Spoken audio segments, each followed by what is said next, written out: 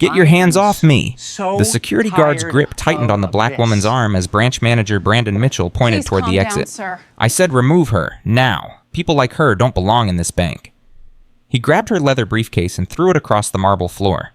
Customers gasped. Phones came out. But the woman didn't scream. She didn't cry. She simply smiled and whispered 5 words that would destroy his career forever. "Check who owns this building." If you want to see what satisfactory karma looks like, subscribe to our channel and watch this story until the very end. Drop a comment telling us which city you're watching from. Let's see how far this story travels. Brandon Mitchell's hand slammed down on the customer service counter so hard that the pen holder rattled and 2 pens rolled off the edge, clattering onto the marble floor.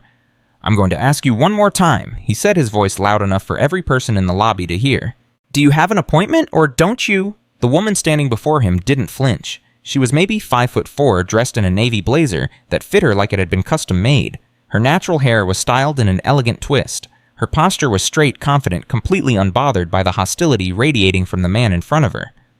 "I don't need an appointment," she said calmly. "I'm here to conduct routine business."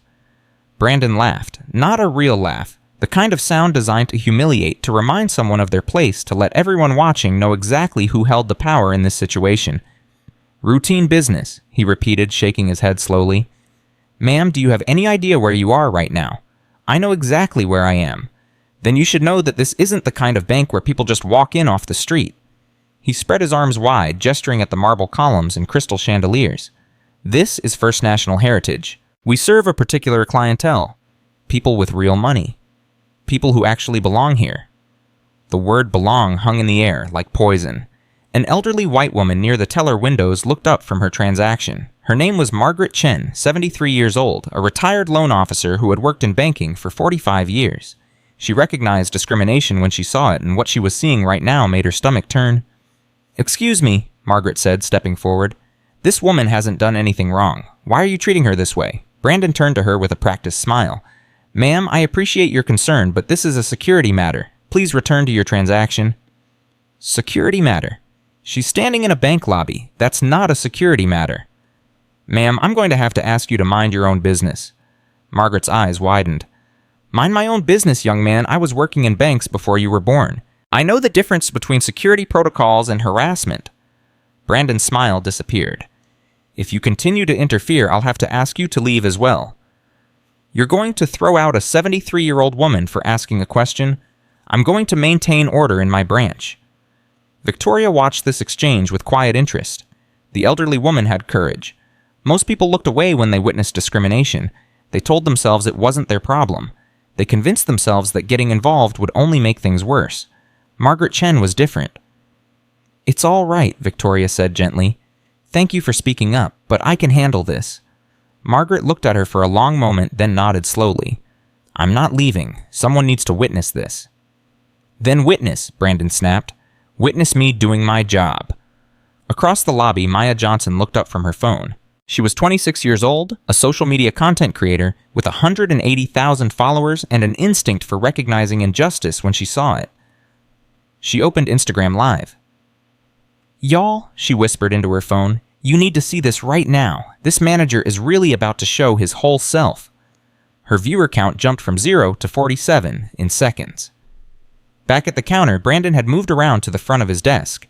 He stood directly in front of Victoria, now using his 6'2" frame to tower over her smaller figure. The intimidation was deliberate, obvious, ugly. "Let me explain how this works," he said, speaking slowly as if she might have trouble understanding basic English. "You don't just walk into a bank like this without documentation, without an appointment, without appropriate credentials. You haven't asked for my credentials. I asked if you had an appointment. That's not the same thing." Something flickered across Brandon's face. Annoyance, irritation, the beginning of genuine anger. He wasn't used to being challenged, especially not by someone who looked like her. "Ma'am, I'm going to need you to lower your voice." "I haven't raised my voice. Your body language is aggressive. I'm standing with my hands at my sides. You're creating a disturbance. I'm having a conversation that you started."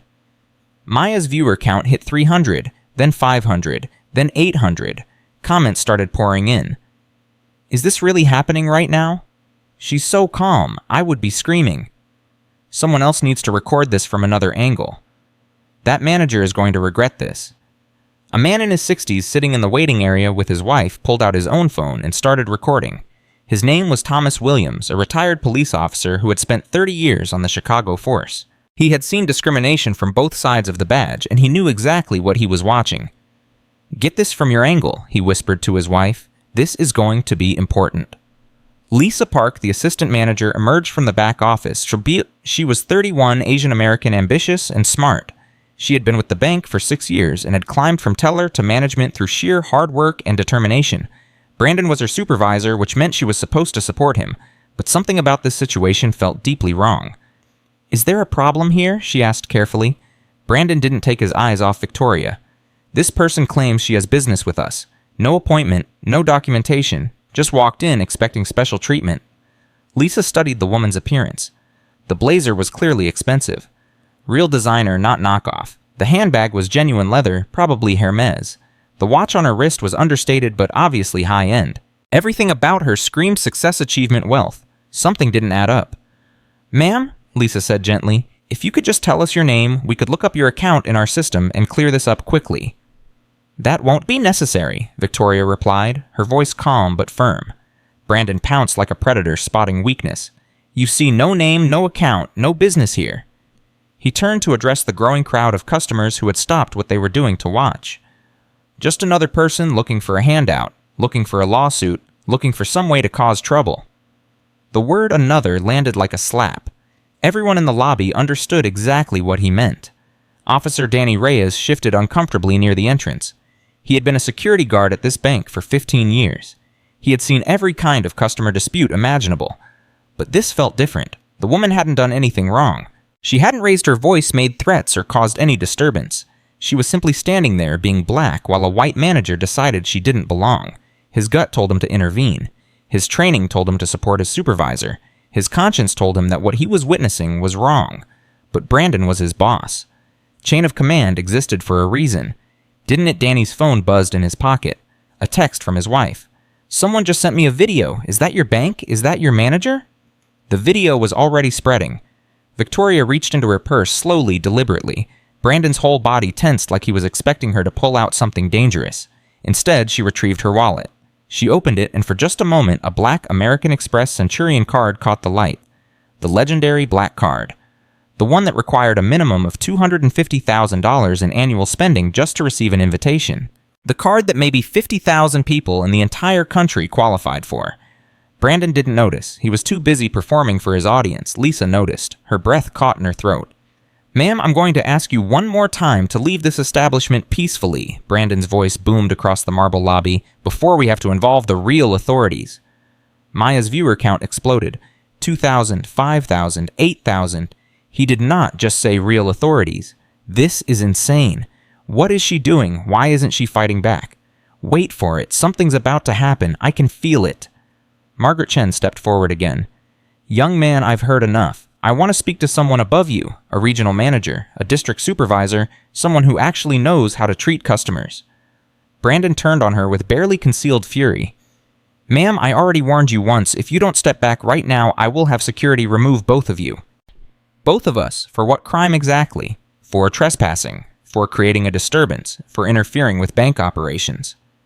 "I'm a customer of this bank. I've had an account here for 37 years. You cannot throw me out for asking questions." "I can do whatever I want in my branch." The arrogance in his voice was breathtaking. Thomas Williams, the retired police officer, shook his head slowly. In 30 years on the force, he had seen plenty of people drunk on small amounts of power. This young man was a textbook case. Victoria watched Maya's phone recording from across the lobby. She watched Thomas and his wife capturing different angles. She watched 3 other customers pull out their devices. Everything was being documented. Perfect. She checked her watch. A simple Cartier that probably cost more than Brandon's entire quarterly bonus. "I'll give you exactly 2 more minutes," she said quietly. Brandon's confidence soared. He thought he was winning. 2 minutes for what?" he sneered. "For your lawyer to show up, for the NAACP to come rescue you, for whoever you think is going to save you from this situation." Victoria's smile was patient, almost maternal, like a teacher watching a student fail a test they should have passed. Something like that. She pulled out her phone. It was sleek, expensive, with a custom case bearing the initials VS. She scrolled through her contacts with the unhurried precision of someone who had all the time in the world. She tapped a name that no one else could see. One ring. James? Her voice was quiet but carried absolute authority. Code 7 Protocol, First National Heritage Downtown Branch, immediately. She ended the call after 12 seconds. Brandon laughed, but it came out nervous, uncertain. Something about her tone had shaken him. Something about the casual confidence with which she had made that call. Something about the way she was looking at him like she already knew how this story ended. Who exactly did you just call your cousin who works in the mailroom? Someone who's going to pretend to be important, your pastor. The woman slipped her phone back into her purse. Someone who actually works here. The clock on the wall read 2:53 p.m. Lisa pulled up the customer database on her tablet. Something was nagging at her, some instinct she couldn't ignore. She typed Victoria into the search field. Too many results. She tried Victoria Sterling. The database froze for a moment. The screen flickered. Then a red banner appeared at the top, board level clearance required. Contact corporate immediately. Lisa's blood ran cold.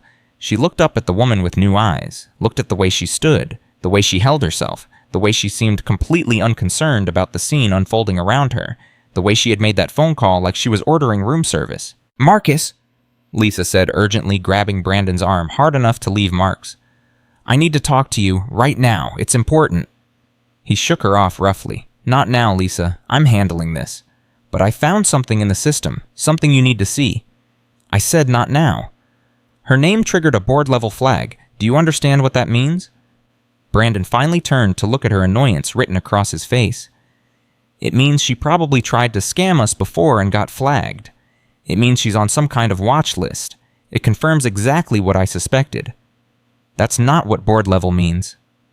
I don't have time for this. He turned back to Victoria. Ma'am, whatever game you're playing, it ends now. Lisa grabbed his arm again, more desperately this time. Marcus, please. Just look at the screen. Just look at what the system says. Brandon glanced at her tablet. He saw the red banner. He saw the words board level clearance. But his brain interpreted them through the filter of his own assumptions. Probably a VIP's wife or something. Someone who thinks they're important because they're married to money. He pushed the tablet away. Doesn't matter. She's not acting like a VIP. She's not providing documentation. She's not following proper procedures. Whatever her husband's position, it doesn't give her the right to waltz in here and demand special treatment. He stepped closer to Victoria, close enough that she had to tilt her head back to meet his eyes. You know what I think, he said, his voice dropping to something that was supposed to sound menacing. I think you walked in here expecting to intimidate us, expecting us to roll over and give you whatever you wanted because you put on a nice outfit and practiced your attitude in the mirror this morning. Victoria said nothing. But that's not how this works, Brandon continued. This is my bank, my branch, my rules, and I decide who belongs here and who doesn't. Your bank, Victoria repeated softly. That's right. Interesting choice of words. Maya's viewer count hit 15,000. The hashtag First National Disgrace was starting to trend in Chicago. Screenshots were spreading across Twitter and Instagram. Local news stations were picking up the feed. A notification popped up on Maya's screen. CNN has requested permission to use your video. She almost dropped her phone. Brandon turned to Officer Reyes with renewed aggression. Danny, I want this woman removed from the premises right now. I don't care how you do it. Just get her out. Reyes didn't move. Did you hear me? I gave you a direct order? Sir? Reyes's voice was careful, or measured deeply conflicted. She hasn't broken any laws. She hasn't made any threats. She hasn't done anything that would justify physical removal. If I lay hands on her and she hasn't committed a crime, that's assault. That's a lawsuit. That's my job and my pension. She's trespassing. She's standing in a bank lobby during business hours. That's not trespassing. She refuses to identify herself. Not identifying yourself isn't a crime either. She's causing a disturbance. Sir, with all due respect, the only disturbance I see is coming from you. The words hung in the air, like a grenade with the pin pulled. Brandon's face went red. What did you just say to me? I said what I saw. She walked in. She stood quietly. She answered your questions politely. She hasn't raised her voice once. She hasn't made any threatening movements. She hasn't done anything that would justify what you're asking me to do. You're refusing a direct order. I'm refusing to commit assault on a woman who hasn't broken any laws. You're fired. The lobby gasped collectively. You can't fire me. Danny said quietly. "You don't have that authority. Security reports to corporate, not to branch managers." Brandon's jaw tightened. He had overreached and everyone in the room knew it. "We'll see about that." He pulled out his own phone and started dialing. "I'm calling corporate security right now. I'm going to have both of you removed." Victoria glanced at her watch again. 90 seconds. Brandon ignored her, pressing the phone to his ear. "Yes, this is Brandon Mitchell, branch manager at the downtown location. I have a situation here. An unidentified woman refusing to leave the premises and a security officer refusing to follow orders. I need immediate backup and I need authorization to terminate Officer Reyes effective immediately." He listened for a moment. His face changed. "What do you mean, stand down? I'm the branch manager. I have authority over—" "What? Who authorized that? When?" He listened more. His face went from red to pale. "Code 7. What's Code 7? I've never heard of." "Who called that in? How is that possible?" He lowered the phone slowly, staring at Victoria with something new in his eyes. Not quite fear. Not yet. But the first stirrings of doubt.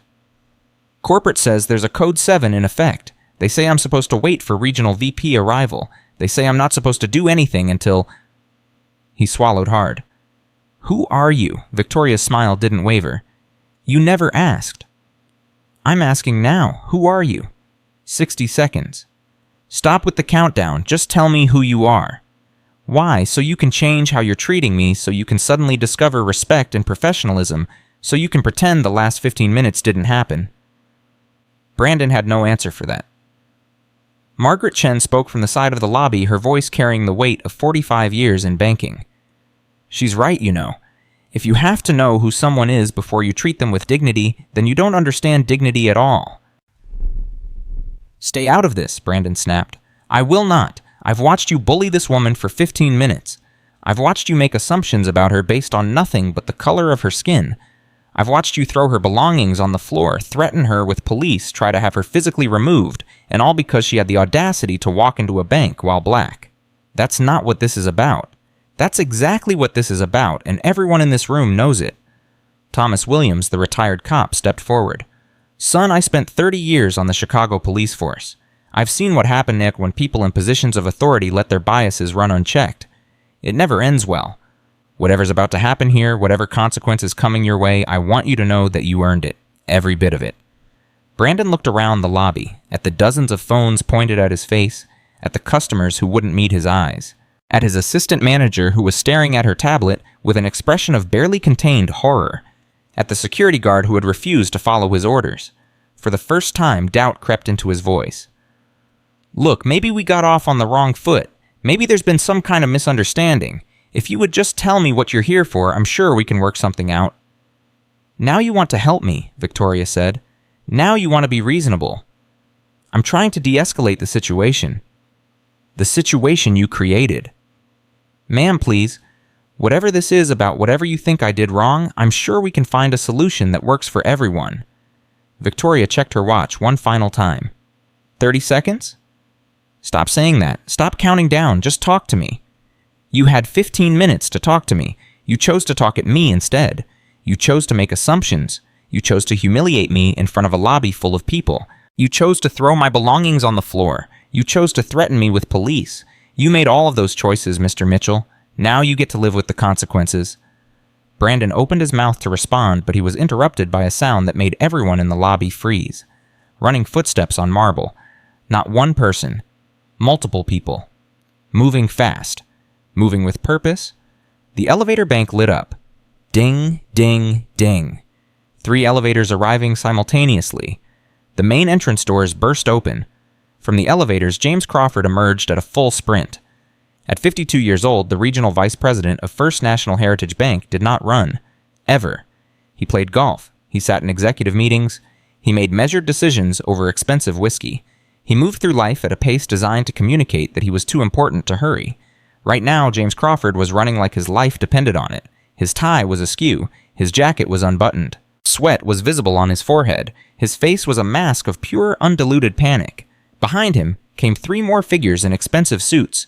The bank's general counsel, the head of public relations, the chief compliance officer, all of them running, all of them looking like they had just received the worst news of their professional lives. From the main entrance, 2 more executives burst through the doors. the chief operating officer and the head of corporate security, both of them out of breath. Both of them focused on one thing. The woman, Brandon Mitchell, had spent 15 minutes trying to throw out of the building. James Crawford reached her first. He skidded to a stop, nearly losing his balance on the polished marble floor. His breath came in ragged gasps. His hands were shaking. "Dr. Sterling," he managed between breaths. "I am so incredibly sorry. I don't know what happened. I don't know how this happened. Please accept my most profound apologies on behalf of the entire organization." The name hit Brandon Mitchell like a physical blow. Sterling. Dr. Sterling. Victoria Sterling. His brain made the connection in slow motion, like watching a car crash frame by frame. Victoria Sterling, the founder of First National Heritage Bank, the majority shareholder, the woman whose portrait hung in the executive boardroom on the 52nd floor, the woman who had built this institution from nothing and turned it into one of the most successful regional banks in the Midwest, the woman who sat on the Federal Reserve Advisory Board, the woman who had been featured on the cover of Forbes Fortune and Bloomberg Businessweek, the woman he had just spent 15 minutes treating like a criminal. Brandon's legs stopped working. He grabbed the edge of the customer service counter for support, but his hands were shaking too badly to grip anything. His face drained of all color. His mouth opened and closed, but no sound came out. There must be some... Words failed him completely. James Crawford straightened up, still breathing hard, and turned to look at Brandon for the first time. The expression on his face was something beyond anger, beyond fury. It was the kind of cold, calculating look that a man gives another man right before he destroys his entire life. "Mr. Mitchell," he said, his voice dangerously quiet, "do you have any idea what you've done?" Brandon's mouth moved. Nothing came out. Victoria raised one hand, and Crawford immediately fell silent. "Mr. Mitchell," she said, her voice as calm as it had been from the beginning, "you asked me what type of person belongs in First National Heritage Bank." Brandon couldn't speak. He could barely breathe. The lobby was spinning around him. "I founded this institution 23 years ago with $50,000 in savings and a dream that banking could be different. I hold 71% of its shares. I sit on its board of directors. I personally approved the construction of the building you're standing in. I hired James Crawford. I authorized the creation of your position. I signed off on the budget that pays your salary." She paused, letting each fact sink in like a nail being driven into a coffin. "I am First National Heritage Bank. Every brick, every dollar, every employee, every policy, every decision that matters flows through me." She picked up her briefcase from where Brandon had thrown it on the floor. She brushed off the leather, carefully inspecting it for damage. "And you just threw my property across the floor like it was garbage." Brandon's knees buckled. He grabbed the counter again, barely staying upright. Maya's viewer count hit 62,000. The comments section had become a blur of reactions: shock, disbelief, celebration, and something that looked very much like collective joy. "Oh my God. She owns the bank." His face, look at his face. That's the face of a man watching his career die. "This is the greatest thing I've ever seen. He's going to throw up. I can see it. He's going to throw up right there." Victoria turned to James Crawford. "Is the board assembled?" "Yes, Dr. Sterling. They're waiting in the main conference room. They've been watching the live stream." "All of them." "All of them." Robert cut short a golf game. "Patricia flew back from New York. Everyone is there." Victoria nodded. "Good." She looked at Brandon, who was still clinging to the counter like a drowning man holding onto wreckage. "Mr. Mitchell, you're coming with us. There's going to be a conversation about what happened here today, and you're going to be part of it." Brandon found his voice, though it came out as barely a whisper. "Dr. Sterling, please. I didn't know. I couldn't have known. If you had just told me who you were, I would never have..." "Would never have what?" Victoria's voice was soft, but it cut like a blade. "Treated me like a human being, given me basic respect, allowed me to conduct business in my own building." "I made a mistake." "You made a choice. There's a difference." She started walking toward the elevator bank. James Crawford fell into step beside her. The other executives formed a protective cordon around them. Brandon didn't move. "Mr. Mitchell," Victoria called over her shoulder, "I said you're coming with us. That wasn't a request." Lisa Park touched Brandon's arm gently. "Come on, Marcus. It's better if you don't make them ask again." Brandon looked at her with hollow eyes. "I'm finished, aren't I? My career. Everything I worked for. It's all gone." Lisa didn't answer. They both knew the truth. The elevator ride to the 52nd floor was the longest 3 minutes of Brandon Mitchell's life. Victoria stood at the front of the elevator watching the floor numbers climb with the same mild interest she might show to a mildly entertaining television program. 15, 20, 25. James Crawford pressed himself against the back wall, still sweating, still pale, still radiating barely controlled panic. This had happened on his watch. In his region, under his supervision, his own career was suddenly very much in question. Lisa Park clutched her tablet against her chest, mind racing through the implications of what she had witnessed, what she had almost been part of, how close she had come to destroying her own future. Brandon stared at the ascending numbers like a prisoner watching the gallows being built. Dr. Sterling. He tried again, his voice cracking on every syllable. Please. I know I made mistakes. I know I handled things badly, but I've worked so hard to get here. I have student loans. I have rent. Everyone has something, Mr. Mitchell. Victoria didn't turn around. Everyone has reasons, excuses, explanations for why they did what they did. But at the end of the day, choices have consequences. That's true for everyone, regardless of how hard they've worked or how much debt they're carrying. Floor 30, floor 35. I wasn't trying to be racist, Brandon said desperately. I made assumptions. I made mistakes. But I'm not a racist. I'm really not. Victoria turned to face him now, and something in her expression made him shrink back against the elevator wall. Mr. Mitchell, I didn't ask if you were a racist. I'm not interested in what's in your heart. I'm interested in what you did. You saw a black woman walk into your branch and you decided, based on nothing but her appearance, that she didn't belong. You didn't ask for her ID. You didn't check the system. You didn't give her any opportunity to prove who she was or what she wanted. You simply decided. She took a step closer to him. That's not a mistake. That's a pattern. That's a system working exactly as it was designed to work inside your head. And whether you're a racist or not, in the clinical sense of the word, the outcome was the same. A customer in your branch was humiliated, threatened, and nearly physically removed for the crime of existing while black. Floor 40, floor 45. I'm sorry, Brandon whispered. I'm so sorry. I'm sure you are. The question is what you're sorry for. Are you sorry for what you did, or are you sorry you got caught? The elevator doors opened before he could answer. The executive suite of First National Heritage Bank stretched out before them like the throne room of a financial empire. The view was staggering. Chicago spread out in every direction, the lake glittering in the distance, the city's famous skyline reduced to miniature models far below. But Brandon wasn't looking at the view. He was looking at the glass walls of the main conference room, where 12 figures sat around a polished mahogany table, all of them watching him approach like judges waiting to pronounce sentence. Robert Thornton, the board chairman, rose from his seat as Victoria approached. At 69 years old, he had been in banking for nearly half a century. He had seen scandals come and go, crises managed and mismanaged, careers built and destroyed. He had mentored Victoria from her very first day in the industry. Right now, his face was stone. Victoria, he said, opening the conference room door, we saw everything. I know. The entire board saw everything. I know. So did approximately 80,000 people on the internet, according to our PR team. I know. Thornton looked past her at Brandon, who was standing frozen in the doorway like a man facing a firing squad. Mr. Mitchell, Thornton said, and his voice carried the weight of decades of authority. Come in. Sit down. You have a great deal of explaining to do and very little time to do it. Brandon walked into the conference room on legs that didn't feel like his own. The 12 board members tracked his movement like predators watching prey.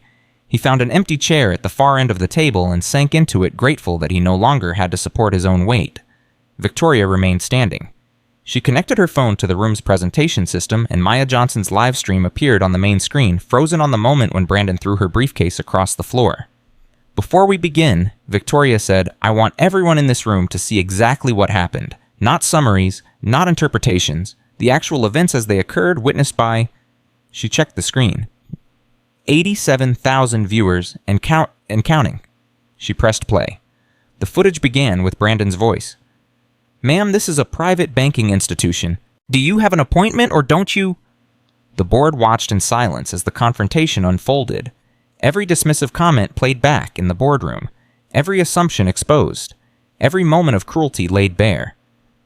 People like her don't belong in this bank. Several board members shifted uncomfortably. This is my bank, my branch, and I decide who belongs here. Robert Thornton closed his eyes. She's not a customer until I say she's a customer. The chief legal officer began taking notes frantically. The footage continued through the moment when Brandon threw Victoria's briefcase. The gasp that went through the boardroom was audible. It continued through Margaret Chen's intervention and Brandon's dismissal of her, through Danny Reyes's refusal to follow orders, through Brandon's attempt to fire the security guard on the spot, and finally through James Crawford's panicked arrival and the revelation that changed everything. Victoria paused the playback on a freeze frame of Brandon's face, the exact moment of recognition and terror. This footage has now been shared over 200,000 times. CNN, MSNBC, Fox Business, and local news stations in 12 major markets have all requested comment. The hashtag First National Disgrace is trending nationally. Our competitors' stock prices have risen an average of 4% since this afternoon. Our stock is down 3.7% and falling. She clicked to the next slide. Conservative legal analysis suggests potential exposure of $50 to $200 million in discrimination lawsuits, regulatory fines, and reputation damage. That's not counting the customer exodus that typically follows incidents like this. Industry research suggests we could lose 15 to 25% of our customer base over the next 12 months. The numbers hit the room like physical blows. In approximately 20 minutes, Mr. Mitchell has potentially cost this institution more money than he will earn in his entire lifetime. Brandon wanted to disappear. He wanted the floor to open up and swallow him whole. He wanted to wake up and discover this was all a nightmare. But it wasn't a nightmare. It was consequences. Dr. Patricia Williams, the board's only other black member, spoke for the first time. Her voice was controlled, precise, and absolutely devastating. Mr. Mitchell, I have some questions for you. Brandon nodded weakly. When Dr. Sterling walked into the bank today, what was your first thought?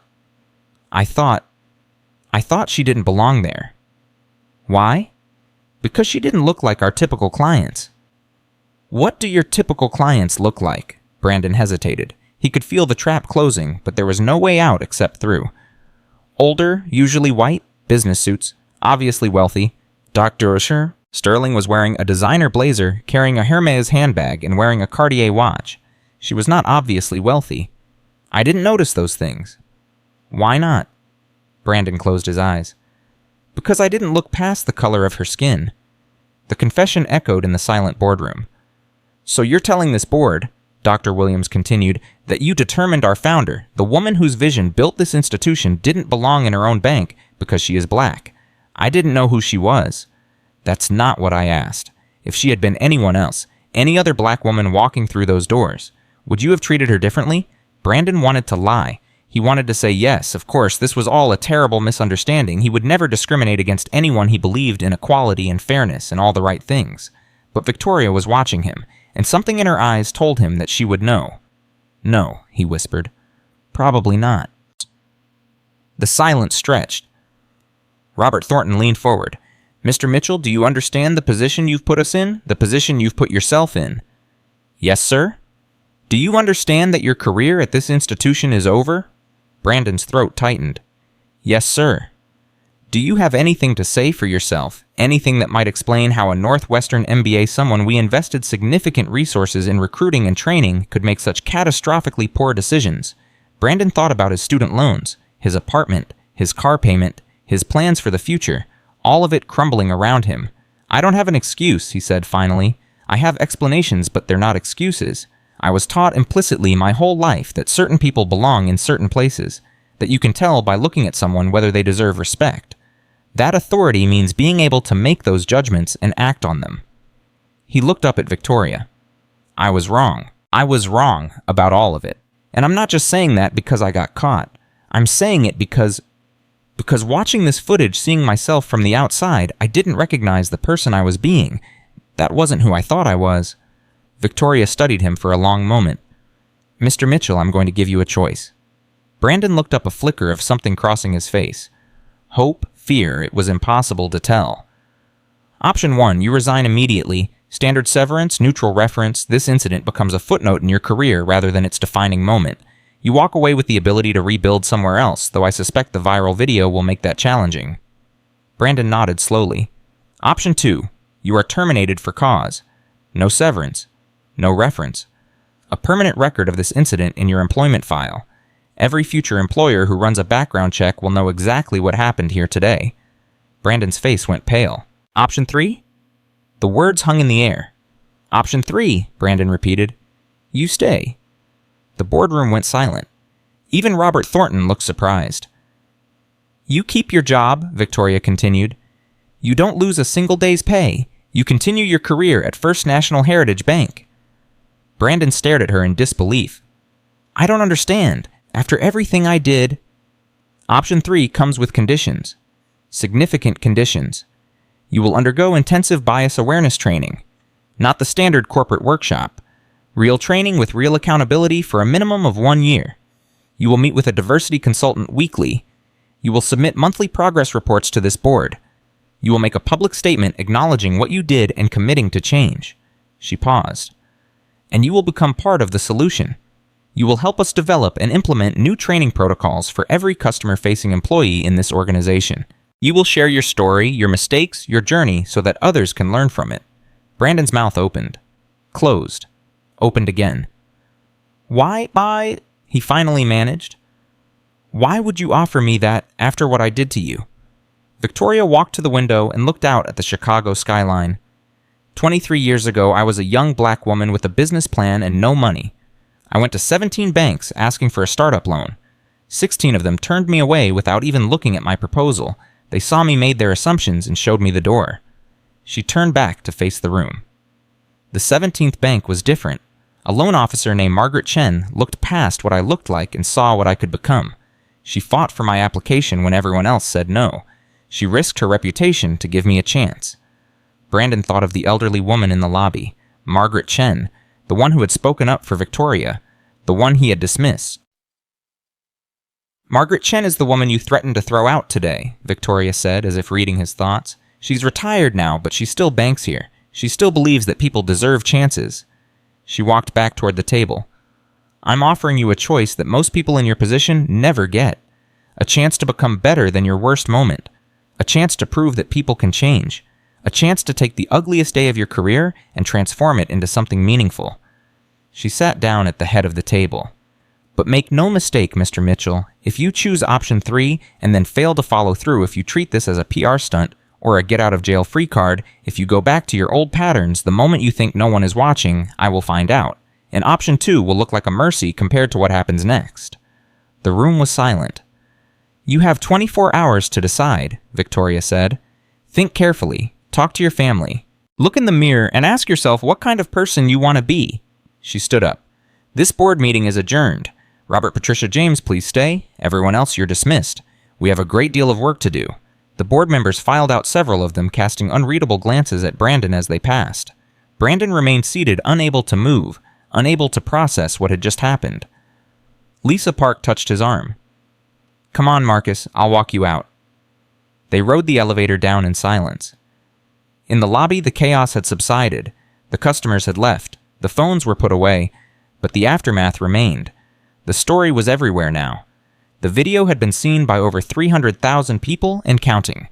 Brandon walked through the marble lobby where he had destroyed his own career, where he had thrown a woman's briefcase on the floor because he assumed she didn't belong, where he had learned a lesson that would shape the rest of his life. Outside on the Michigan Avenue sidewalk, he finally stopped. The sun was setting over Chicago, painting the sky in shades of orange and gold. Lake Michigan glittered in the distance. The city went on around him, millions of people living their lives, unaware that his had just changed forever. His phone buzzed. A text from his mother. Someone sent me a video. What did you do? Then another from his father. Call me immediately. Then another from his girlfriend. We need to talk. Then another, and another, and another. The world knew what he had done. Everyone knew. Brandon Mitchell stood on the sidewalk and watched his old life end. But somewhere inside him, in a place he wasn't sure existed until this moment, something else was beginning. The choice Victoria Sterling had offered him wasn't just about keeping his job. It was about deciding who he was going to be. And for the first time since this nightmare began, Brandon Mitchell realized he didn't know the answer. His phone buzzed again. This time, it was a number he didn't recognize. He answered, Mr. Mitchell. The voice was unfamiliar, professional. This is Dr. Patricia Williams, from the board. I know Victoria gave you 24 hours, but I have something I'd like to say to you first. Something that might help you make your decision. Brandon closed his eyes. I'm listening, he said. And somewhere above him on the 52nd floor, Victoria Sterling stood at her window and watched the city lights begin to flicker on one by one across the Chicago skyline. The hardest part wasn't the confrontation. The hardest part was what came next. Dr. Patricia Williams's voice came through the phone with the kind of authority that made Brandon instinctively straighten his posture even though she couldn't see him. Mr. Mitchell, I'm going to tell you something that Victoria didn't mention in that boardroom, something that might help you understand why she offered you option 3. Yahay. Brandon pressed the phone harder against his ear. The Chicago evening traffic roared past him, but he heard nothing except her voice. 23 years ago, when Victoria was trying to get her first loan, I was one of the people who turned her down. Brandon's breath caught. I was a junior loan officer at Chase Manhattan, young, ambitious, convinced I knew everything. Victoria walked into my office with a business plan that was frankly brilliant. I didn't read past the first page. I saw a young black woman asking for $50,000, and I decided she wasn't worth my time. The confession hung in the air between them. I told her that banking wasn't the right industry for someone like her. I suggested she try something more suited to her background. I used every coded phrase in the book to tell her she didn't belong in my office. Brandon closed his eyes. He recognized those phrases. He had used some of them himself just hours ago. 2 years later, First National Heritage Bank opened its first branch. 3 years after that, it was the fastest-growing regional bank in the Midwest. 5 years after that, Victoria Sterling was on the cover of Forbes, and I was still a mid-level loan officer wondering where my career had gone wrong. Patricia paused. I reached out to her. I don't know what I expected. An apology to her, maybe. A chance to say I was sorry and move on with my life. Instead, she offered me a job. Brandon's eyes opened. She hired you after what you did. She hired me because of what I did. She said she needed people who understood how discrimination worked from the inside. People who had been part of the problem and were willing to become part of the solution. I don't understand. Neither did I at first, but Victoria sees something that most people miss. She sees potential. She sees what people could become, not just what they are. She gave me a chance to prove that I was more than my worst moment. Patricia's voice hardened slightly. But make no mistake, Mr. Mitchell, that chance came with expectations, real work, real accountability, real change. It took me years to earn back the trust I had destroyed in a 5-minute conversation. Years of examining my own biases. Years of unlearning patterns I didn't even know I had. Brandon leaned against the cold stone of the building behind him. Why are you telling me this?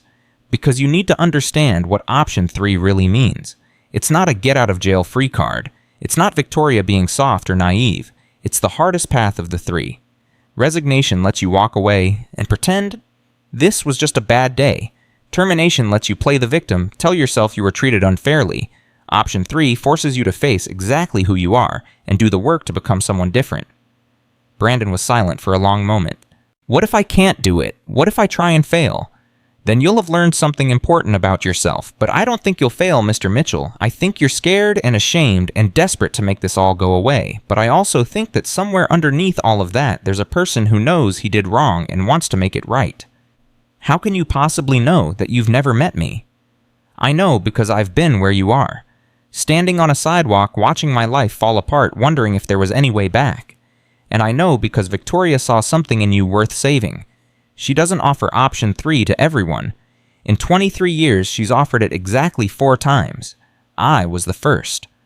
Brandon's phone buzzed with another incoming call, his mother trying again. I have to go, he said. I need to think.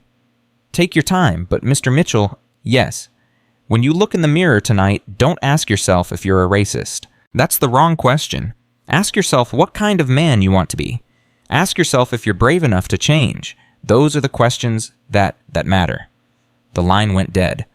Brandon stood on the sidewalk for another 10 minutes watching the city move around him before he finally started walking home. The next morning, 7:47 a.m., Victoria Sterling sat in her office reviewing the overnight developments. The video had now been viewed over 2 million times. Every major news network had covered the story.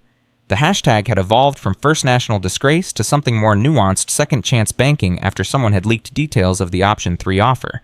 James Crawford knocked on her door, looking like he hadn't slept. The morning shows want you on, all of them. Today's show, Good Morning America, CBS This Morning. They're offering satellite time from our building so you don't even have to travel. Victoria didn't look up from her tablet. No interviews until after Mr. Mitchell makes his decision. Victoria, the PR team, is saying we need to get ahead of this narrative. If we don't control the story, someone else will. The story will control itself, James. Right now, the world is watching to see what happens next. They're invested. They want to know if Brandon Mitchell is going to take the hard road or the easy one. Interrupting that narrative with corporate messaging would be a mistake. James sat down heavily in one of the chairs across from her desk. Can I ask you something? Of course. Why option 3, after what he did to you, after the video, the humiliation, the potential damage to the bank? Why give him a chance to stay? Victoria set down her tablet and looked at him directly. James, do you remember what you said to me when I hired you 15 years ago? He frowned, searching his memory. You said I don't deserve this opportunity, but I'm going to spend every day earning it. Chapuin? Do you remember why you said that? James's face shifted. He looked away. You do remember? Victoria said quietly. That was different. Was it? I didn't do what Mitchell did. I didn't throw your belongings on the floor. I didn't threaten to call the police. No, you did something worse. You signed off on loan applications based on zip codes and last names. You created a systematic process for discrimination that affected hundreds of people over 3 years. You just did it quietly behind spreadsheets and algorithms where no one could see. James flinched. When the audit found what you'd done, I had every right to fire you, to prosecute you, to make an example of you. Instead, I gave you a choice. And you chose to stay. You chose to change. You spent years rebuilding trust, implementing fair lending practices, becoming one of the strongest advocates for equity in this organization. She leaned forward. Was I wrong to give you that chance? James was quiet for a long time. No, he finally said. You weren't wrong. Then trust me on this. Brandon Mitchell did something ugly and public and viral, but that's exactly why he might be more reachable than someone whose discrimination is hidden and systematic. He can't pretend anymore. He can't hide behind procedures and policies. He has to face exactly what he did in front of the entire world. Her phone buzzed. Lisa Park's name appeared on the screen. James, I need to take this. He stood and headed for the door, pausing before he left. Victoria, thank you. For 15 years ago. I don't say it enough. She nodded once, and he was gone. Lisa, Victoria said, answering the phone. What's happening? Lisa's voice was tense. Dr. Sterling, I'm at the downtown branch. There's a situation. Victoria's grip tightened on the phone. What kind of situation? Brandon is here. He came in about 20 minutes ago. He's sitting in his office just staring at the wall. He hasn't said anything to anyone. People are scared. The staff doesn't know what to do. Victoria stood up, already reaching for her jacket. I'm on my way. She arrived at the downtown branch at 8:23 a.m. The lobby was quiet, the morning rush not yet started. Lisa met her at the entrance. He's still in his office. He won't talk to anyone, won't respond to questions, just sits there. Has he said anything at all? One thing. When I asked him what he was doing here, he said, I'm trying to figure out who I am. Victoria walked through the lobby, past the spot where she had stood the day before, past the counter where Brandon had demanded she leave toward the glass-walled office where a young man sat with his head in his hands. She knocked on the doorframe. Brandon looked up. His eyes were red-rimmed bloodshot. He clearly hadn't slept either. Dr. Sterling, I wasn't expecting you. May I come in? He gestured weakly at the chair across from his desk. Victoria entered and sat down, studying his face carefully. You came to work today. I don't know why. I couldn't stay home. I kept watching the video over and over. I must have watched it 50 times last night. I kept thinking maybe I'd imagined it. Maybe it wasn't as bad as I remembered. But it was worse. Every time I watched it, it was worse. Victoria said nothing. She waited. My girlfriend broke up with me last night. We'd been together 3 years. She said she didn't recognize the person in that video. She said if that's who I really am, she couldn't be with me. He laughed bitterly. My mother cried on the phone. My father called me a disgrace. My brother sent me a text that just said, wow. 3 of my friends from business school have already blocked me on social media. He looked up at Victoria. The thing is, I can't blame any of them. Because they're right. That video showed me something I didn't want to see. It showed me who I actually am underneath all the degrees and the ambition and the carefully constructed image. Victoria leaned forward slightly. And who is that? Brandon's voice broke. Someone who treats people like garbage if he thinks they're beneath him. Someone who makes assumptions based on the color of someone's skin and then acts on those assumptions without a second thought. Someone who throws a woman's belongings on the floor because he's decided she doesn't deserve basic human dignity. He buried his face in his hands.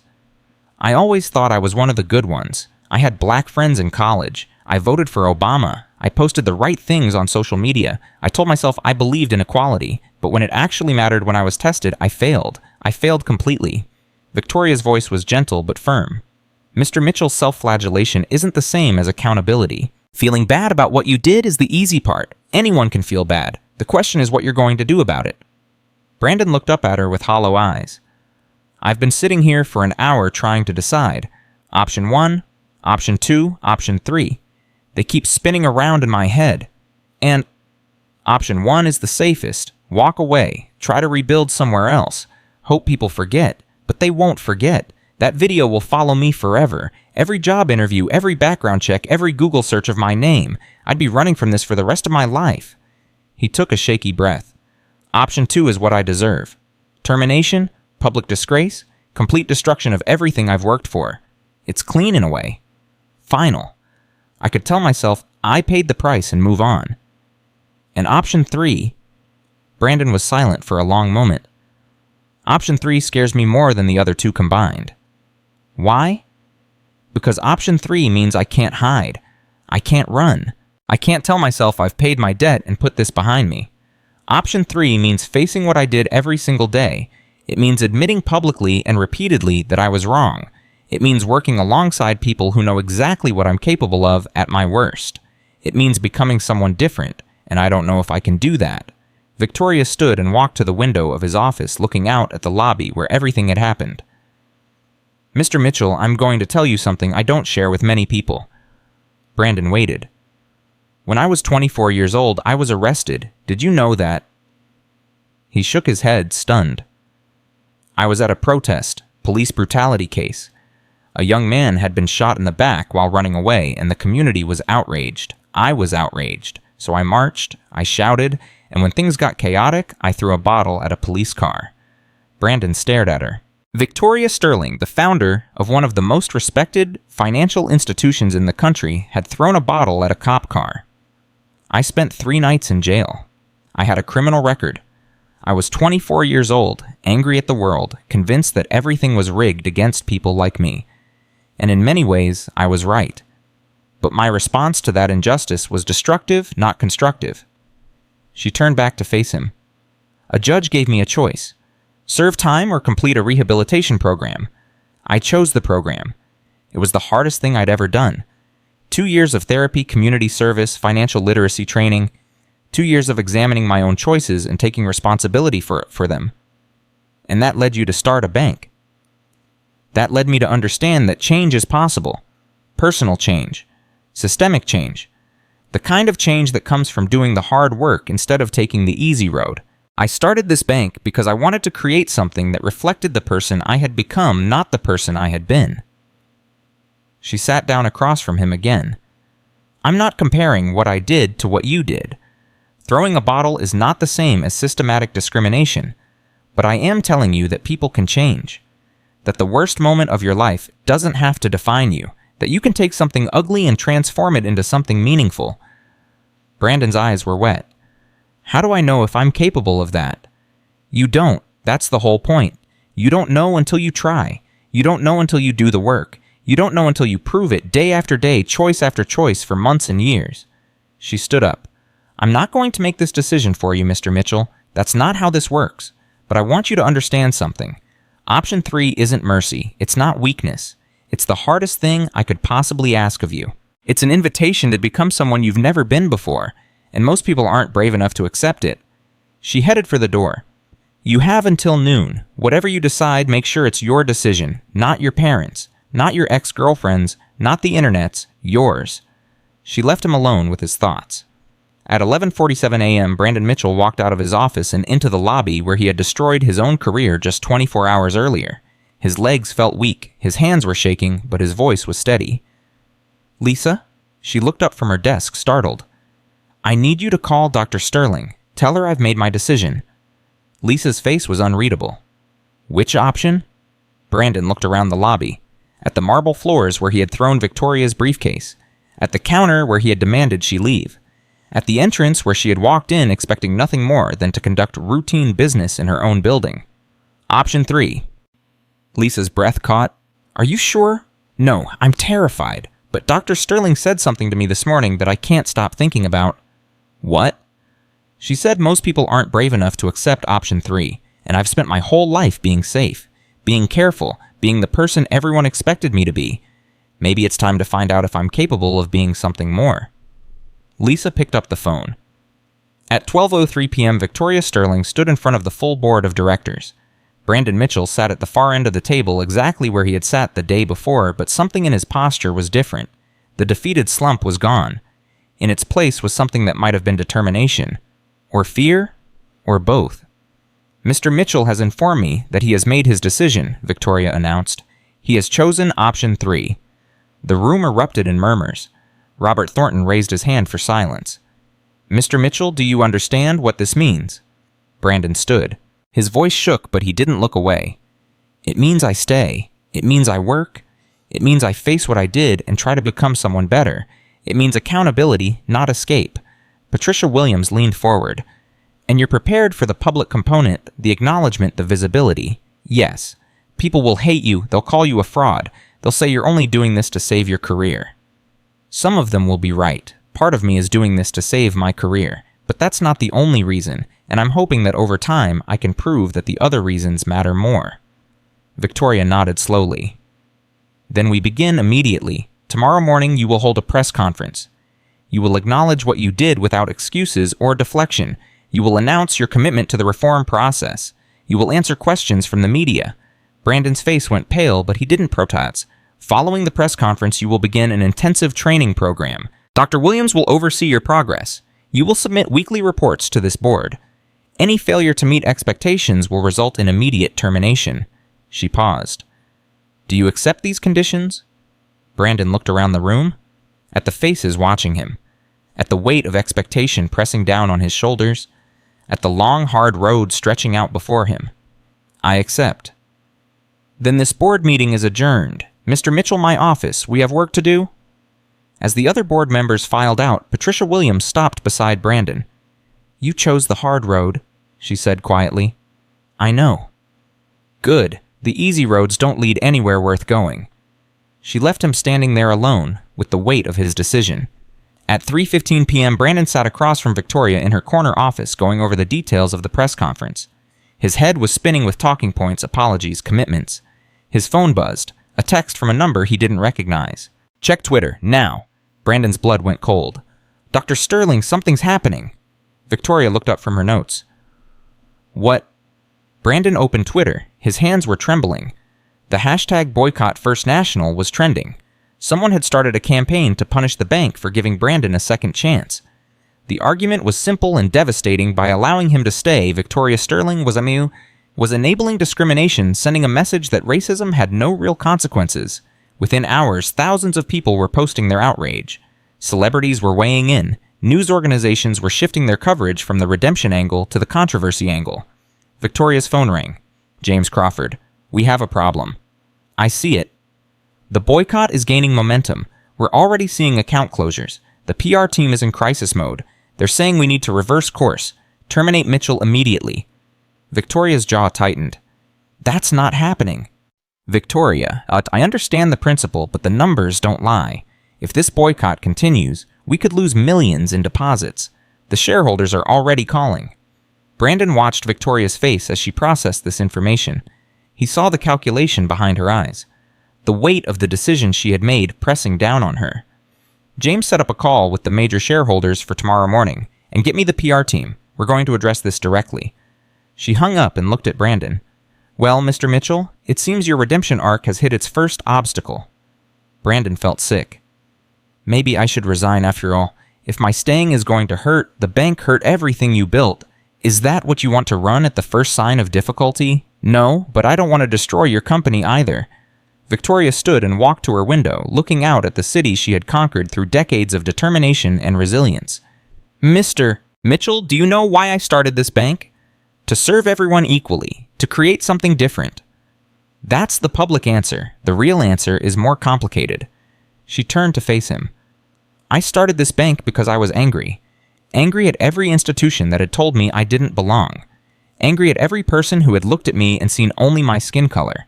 Angry at a system that seemed designed to keep people like me from succeeding. She sat back down across from him. But anger only takes you so far. At some point, you have to decide if you want to burn everything down or build something better. I chose to build, and what I've built over 23 years is not going to crumble because of a Twitter hashtag. Her phone rang again. She ignored it. We're going to address this boycott by doing exactly what we said we would do. We're going to be transparent. We're going to show people that accountability and redemption are not mutually exclusive. And we're going to trust that most people in their hearts believe in second chances. Brandon looked at her with something approaching awe.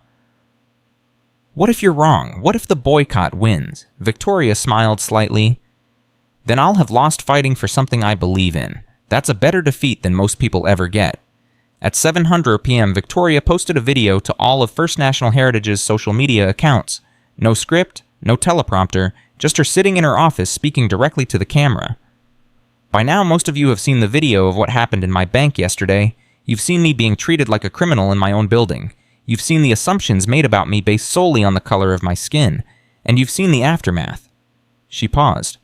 What you may not know is that I offered the man responsible a choice. He could resign with severance. He could be terminated for cause. Or he could stay and do the hard work of becoming someone different. She leaned forward. He chose to stay. And some of you are angry about that. You're calling for a boycott. You're closing your accounts. You're saying that by giving him a second chance, I'm enabling racism. Her voice hardened. I understand that anger. I felt that anger myself more times than I can count. But I've also learned something over 23 years of building this company. Punishment alone doesn't change systems. Termination doesn't fix bias. Making an example of one person doesn't prevent the next person from making the same mistakes. She stood up and moved closer to the camera. What changes systems is accountability combined with education. What fixes bias is exposure combined with growth. What prevents future discrimination is creating an environment where people understand why their assumptions are harmful and are given the tools to do better. She paused again. I'm not asking you to forgive Brandon Mitchell. That's not my place. I'm asking you to consider whether you believe people can change. Whether you believe in redemption. Whether you believe that the worst moment of someone's life should define them forever, or whether there's another way. She sat back down. This bank was built on the belief that everyone deserves a chance. Everyone. That includes the people who have failed. The people who have done wrong. The people who are struggling to become better than they were. She looked directly into the camera. I'm Victoria Sterling. I own this bank, and I stand by my decision. The video went viral within hours. The response was divided, passionate, and intense. But something shifted. The conversation moved from simple outrage to genuine debate. People started sharing their own stories of redemption and second chances. The boycott momentum slowed. And in his apartment, watching the video for the third time, Brandon Mitchell understood for the first time what true leadership looked like. It didn't look like power or intimidation or control. It looked like a woman standing alone defending an unpopular decision because she believed it was right. At 11:30 p.m., Brandon's phone buzzed one final time. A text from Dr. Patricia Williams. Press conference tomorrow at 10 a.m. Your words will either prove Victoria right or prove her wrong. Choose carefully. Brandon stared at the message for a long time. Then he started writing. Brandon didn't sleep that night. He sat at his kitchen table with a blank notepad trying to find words that didn't exist. Every sentence he wrote felt hollow. Every apology sounded rehearsed. Every explanation came across as an excuse. At 3:17 a.m., he crumpled up his 14th attempt and threw it across the room. His phone sat on the table screen dark, but he could feel it pulsing with the weight of millions of opinions. The internet had already decided who he was. A racist? A villain? A symbol of everything wrong with America. How could any words change that? He picked up his pen again. At 6:30 a.m., his phone rang. Patricia Williams. Are you ready? Brandon looked at the single page in front of him. 3 paragraphs. No excuses, no deflection, just truth. I don't know if ready is the right word.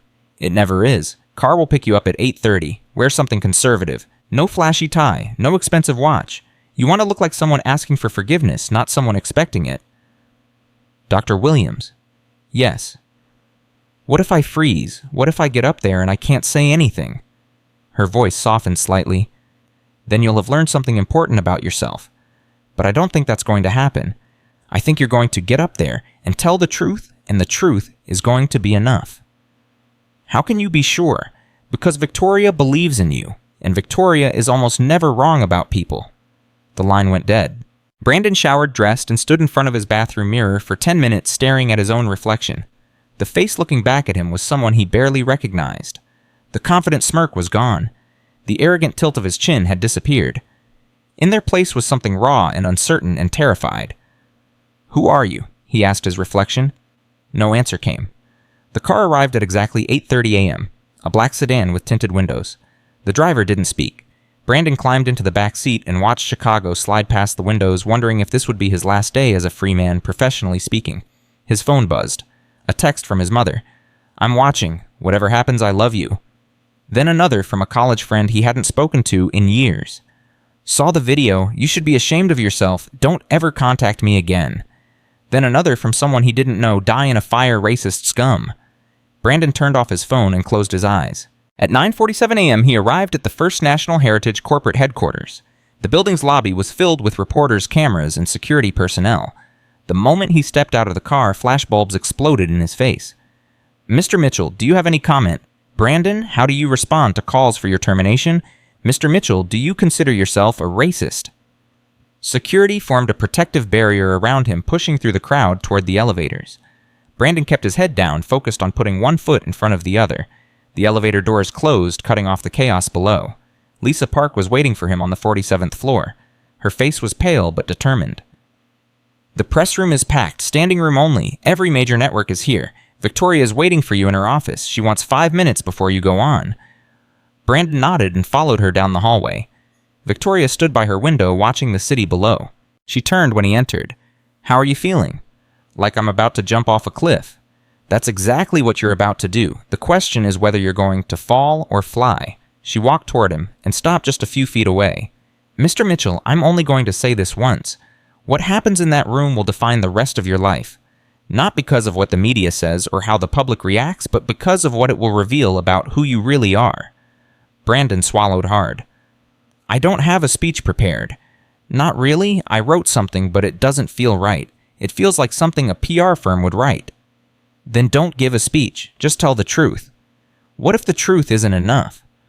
Victoria's eyes held his. "The truth is always enough. It's lies that fail us." At 10:00 a.m. exactly, Brandon Mitchell walked into the press conference room and faced 200 journalists, 50 cameras, and approximately 30 million people watching live around the world. His legs felt like water. His hands were trembling. His throat was so dry he wasn't sure he could speak. Victoria stood at the back of the room, arms crossed, watching. Brandon approached the podium. The microphones amplified his breathing. The cameras captured every bead of sweat on his forehead. The silence was absolute. He looked down at the paper in his hand. 3 paragraphs. Carefully written. Safe. He folded it and put it in his pocket. 2 days ago, I did something unforgivable. His voice cracked on the last word. He paused, steadied himself, and continued. A woman walked into my bank. She was dressed professionally. She was polite. She hadn't done anything wrong. And I decided in less than 10 seconds that she didn't belong there. He gripped the edges of the podium. I didn't ask for her ID. I didn't check the system. I didn't give her any opportunity to prove who she was. I looked at her, saw a black woman, and assumed she was a problem to be removed. A reporter in the front row raised her hand. Brandon ignored her. I threw her briefcase across the floor. I threatened to call the police. I tried to have her physically removed from the building.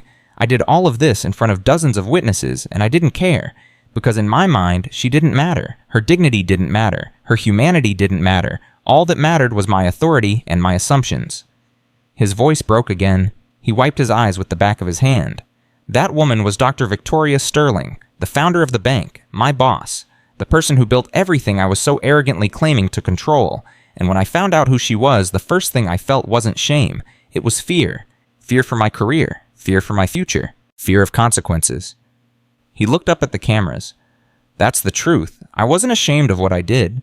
I was scared of getting caught, and that might be the most shameful part of all. The room was completely silent. No one moved. No one typed. No one breathed. But something happened after, something I didn't expect. Dr. Sterling offered me a choice. She could have destroyed me. She had every right. Instead, she gave me an opportunity to become someone different. Not because I deserved it. I don't. But because she believes that people can change. Brandon's voice steadied. I don't know if she's right. I don't know if I can change. I've spent 29 years becoming the person who did what I did in that lobby. Unlearning all of that might be impossible, but I'm going to try. Not because I want to save my career, not because I'm afraid of the consequences, but because for the first time in my life I saw myself clearly, and I didn't like what I saw. He paused. I'm not going to ask for your forgiveness. I haven't earned that. I'm not going to promise that I'm not a racist. I don't know what I am anymore. All I can promise is that I'm going to do the work, real work, every day, for as long as it takes. And if I fail, you'll be the first to know, because I'm done hiding who I am. He stepped back from the podium. I'll take your questions now. The room exploded. Mr. Mitchell, how can you expect anyone to believe you've changed after just 2 days? Brandon faced the reporter directly. I can't. And I'm not asking you to believe me. I'm asking you to watch, to hold me accountable, to call me out if I fail. Talk is cheap. The only thing that matters is what I do. Do you think you would have treated Dr. Sterling differently if she had been white? The question hit like a punch to the gut. Brandon forced himself to answer honestly. Yes, I think I would have treated her differently. I think I would have asked for her name. I think I would have checked the system. I think I would have given her the basic respect that every customer deserves. And the fact that I can't say for certain that I would have done those things for a black customer tells me everything I need to know about myself. Another reporter jumped in. What do you say to the people calling for a boycott of First National Heritage? I say they have every right to be angry. What I did was inexcusable, and if they choose to take their business elsewhere, I understand. But I also hope they'll consider something else. This bank, this company was built by a black woman who experienced discrimination her entire life. Hurting this institution hurts her, hurts the employees, hurts the customers who depend on fair banking practices. I'm not worth destroying what she's built. Maya Johnson, sitting in the third row with press credentials around her neck, raised her hand. Mr. Mitchell, I'm the one who filmed the original video. I'm the one who showed the world what you did. I have to ask, do you resent me for that? Brandon looked at her for a long moment. No, I'm grateful. You held up a mirror and showed me something I needed to see. I might hate what I saw, but I needed to see it. So thank you, genuinely. Maya's expression shifted. Something complicated moved across her face. Follow-up question. What would you say to your past self, the person who walked into that bank 2 days ago? Brandon considered the question carefully.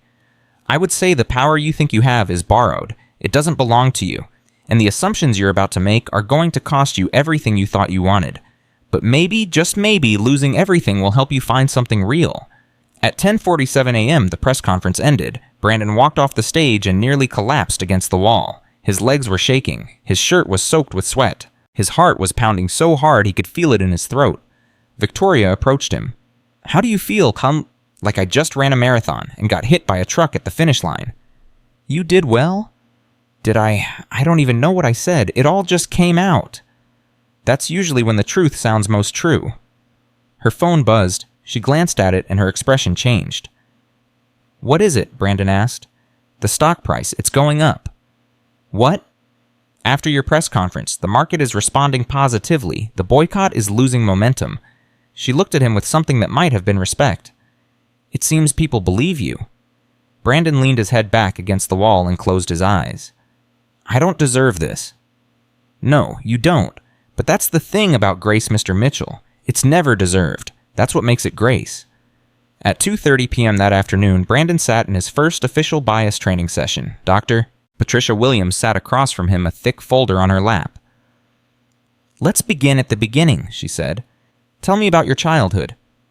I don't see what that has to do with anything. Everything we are comes from somewhere. Bias doesn't appear out of thin air. It's learned, absorbed, passed down. If we're going to unlearn it, we have to understand where it came from. Brandon shifted uncomfortably.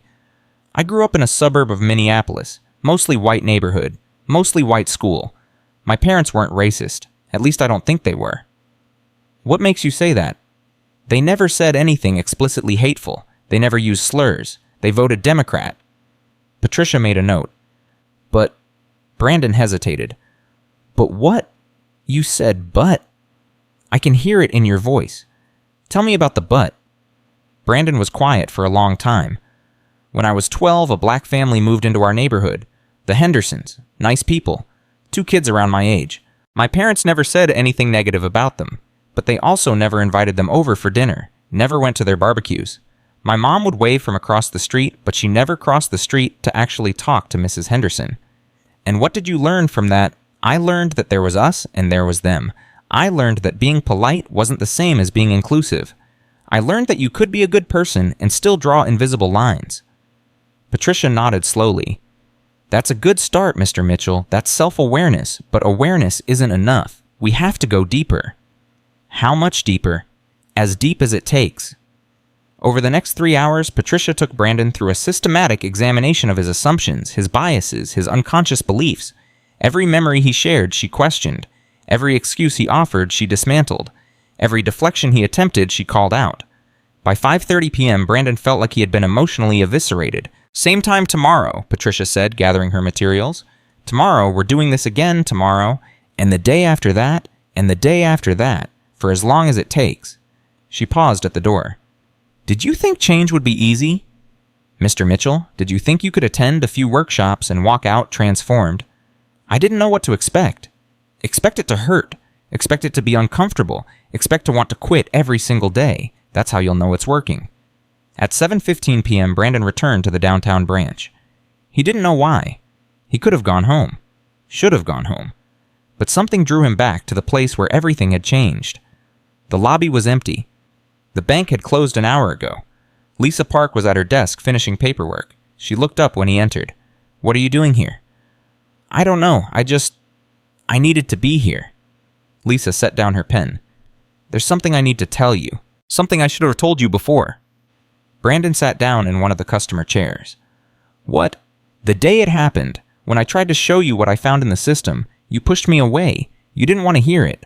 I know, I was an idiot. No, listen, that's not what I'm trying to say. Lisa took a breath. I didn't push hard enough. I should have stopped you. I should have stepped in front of you and made you look at that screen. I should have done more. Brandon shook his head. That's not your fault. I was your supervisor. I gave you a direct order to back off. And I followed it, because it was easier. Because I didn't want to make trouble. Because some part of me thought that maybe you were right, and she didn't belong there. The confession hung in the air. I'm not saying my assumptions were as bad as yours, Lisa continued, but I had them. I saw a black woman and I hesitated, just for a second, just long enough to let you take the lead instead of stepping in myself. Brandon looked at her differently now. Why are you telling me this? Well, because I don't want you to be the only one who learns from this, because I realize that option 3 isn't just for you. It's for everyone who was in that lobby, everyone who watched and didn't speak up, everyone who had assumptions they never examined. She stood up and grabbed her purse. I signed up for the bias training program too. I start tomorrow. Brandon watched her walk toward the exit. Lisa? She turned. Thank you for being honest.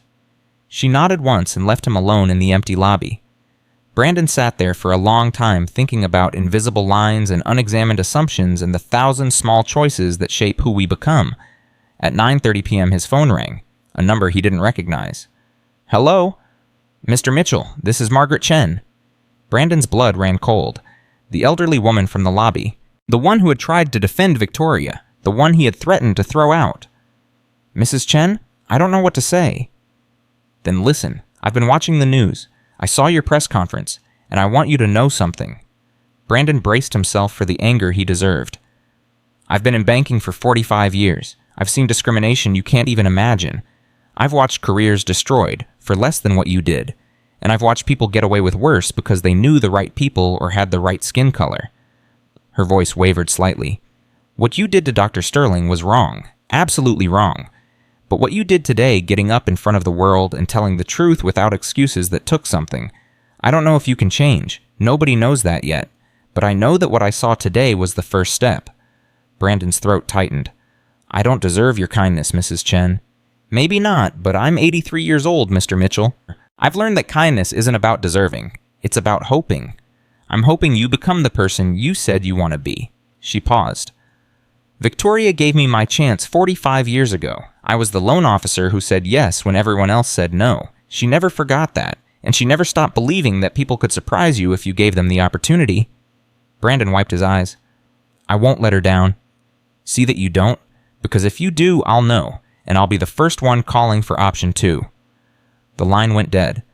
Brandon sat in the dark lobby surrounded by ghosts of choices and consequences, and for the first time since this nightmare began, he felt something other than fear. He felt determined. The next morning, 6:00 a.m., Brandon arrived at the bank before anyone else. He let himself in with his keycard and stood in the center of the lobby exactly where Victoria had stood when he tried to throw her out. He closed his eyes and replayed the memory. Every word, every assumption, every moment of cruelty. Then he opened his eyes and made a promise. Never again. It wasn't enough. He knew that. Words were just words. But it was a start. At 7:30 a.m., Officer Danny Reyes arrived for his shift. He stopped short when he saw Brandon standing in the lobby. Mr. Mitchell, didn't expect to see you here. I wanted to apologize to you personally. Danny's expression hardened. For what exactly? For trying to fire you, for putting you in an impossible position, for asking you to do something that went against everything you know is right. Danny was quiet for a moment. You know what bothered me most about that day? It wasn't the racism. I've seen racism. I've dealt with it my whole life. What bothered me was the way you assumed I would just go along with it, like I was a tool you could use, like I didn't have my own conscience. Brandon nodded slowly. You're right. I treated you like an extension of my authority instead of a person with his own judgment. That was wrong. Danny studied his face for a long moment. You really doing this? The training, the public accountability, all of it? I'm trying. That's something I guess most people in your position would have taken the easy way out. Most people in my position didn't have Dr. Sterling offering them option 3. Danny's expression softened slightly. She's something else, isn't she? I've been working here 15 years. Never met anyone like her. Neither have I. Danny extended his hand. Brandon shook it. Don't make me regret this, Danny said. I'll do my best. At 8:45 a.m., Victoria called an emergency meeting of the executive team. Brandon was not invited, but Lisa pulled him aside afterward and told him what happened. The board is split. Half of them think option 3 was a stroke of genius. The stock recovery, the positive press, the narrative shift. They're calling it a masterclass in crisis management. And the other half, Lisa hesitated, the other half thinks she's lost her mind. They're worried about long-term liability. What happens if you mess up again? What happens if someone sues? What happens if the next incident goes viral and people find out the bank kept a known discriminator on staff? Brandon felt his stomach drop. Are they going to override her? They can't. She owns 71% of the shares, but they can make her life difficult. Board meetings, shareholder concerns, pressure from institutional investors. I'm putting her career at risk. She knows that. She made the choice anyway. Brandon walked to the window and stared out at the city. Why would she risk everything for someone like me? Lisa joined him at the window. Because she believes that changing one person can change a system. She believes that if she can transform you from someone who discriminates to someone who fights against discrimination, that transformation will ripple outward. You'll influence other people. They'll influence others. Eventually, the culture shifts. That's a lot of faith to put in someone who threw her briefcase on the floor. She doesn't have faith in who you are. She has faith in who you could become. At 11:00 a.m., Brandon's second training session with Patricia began.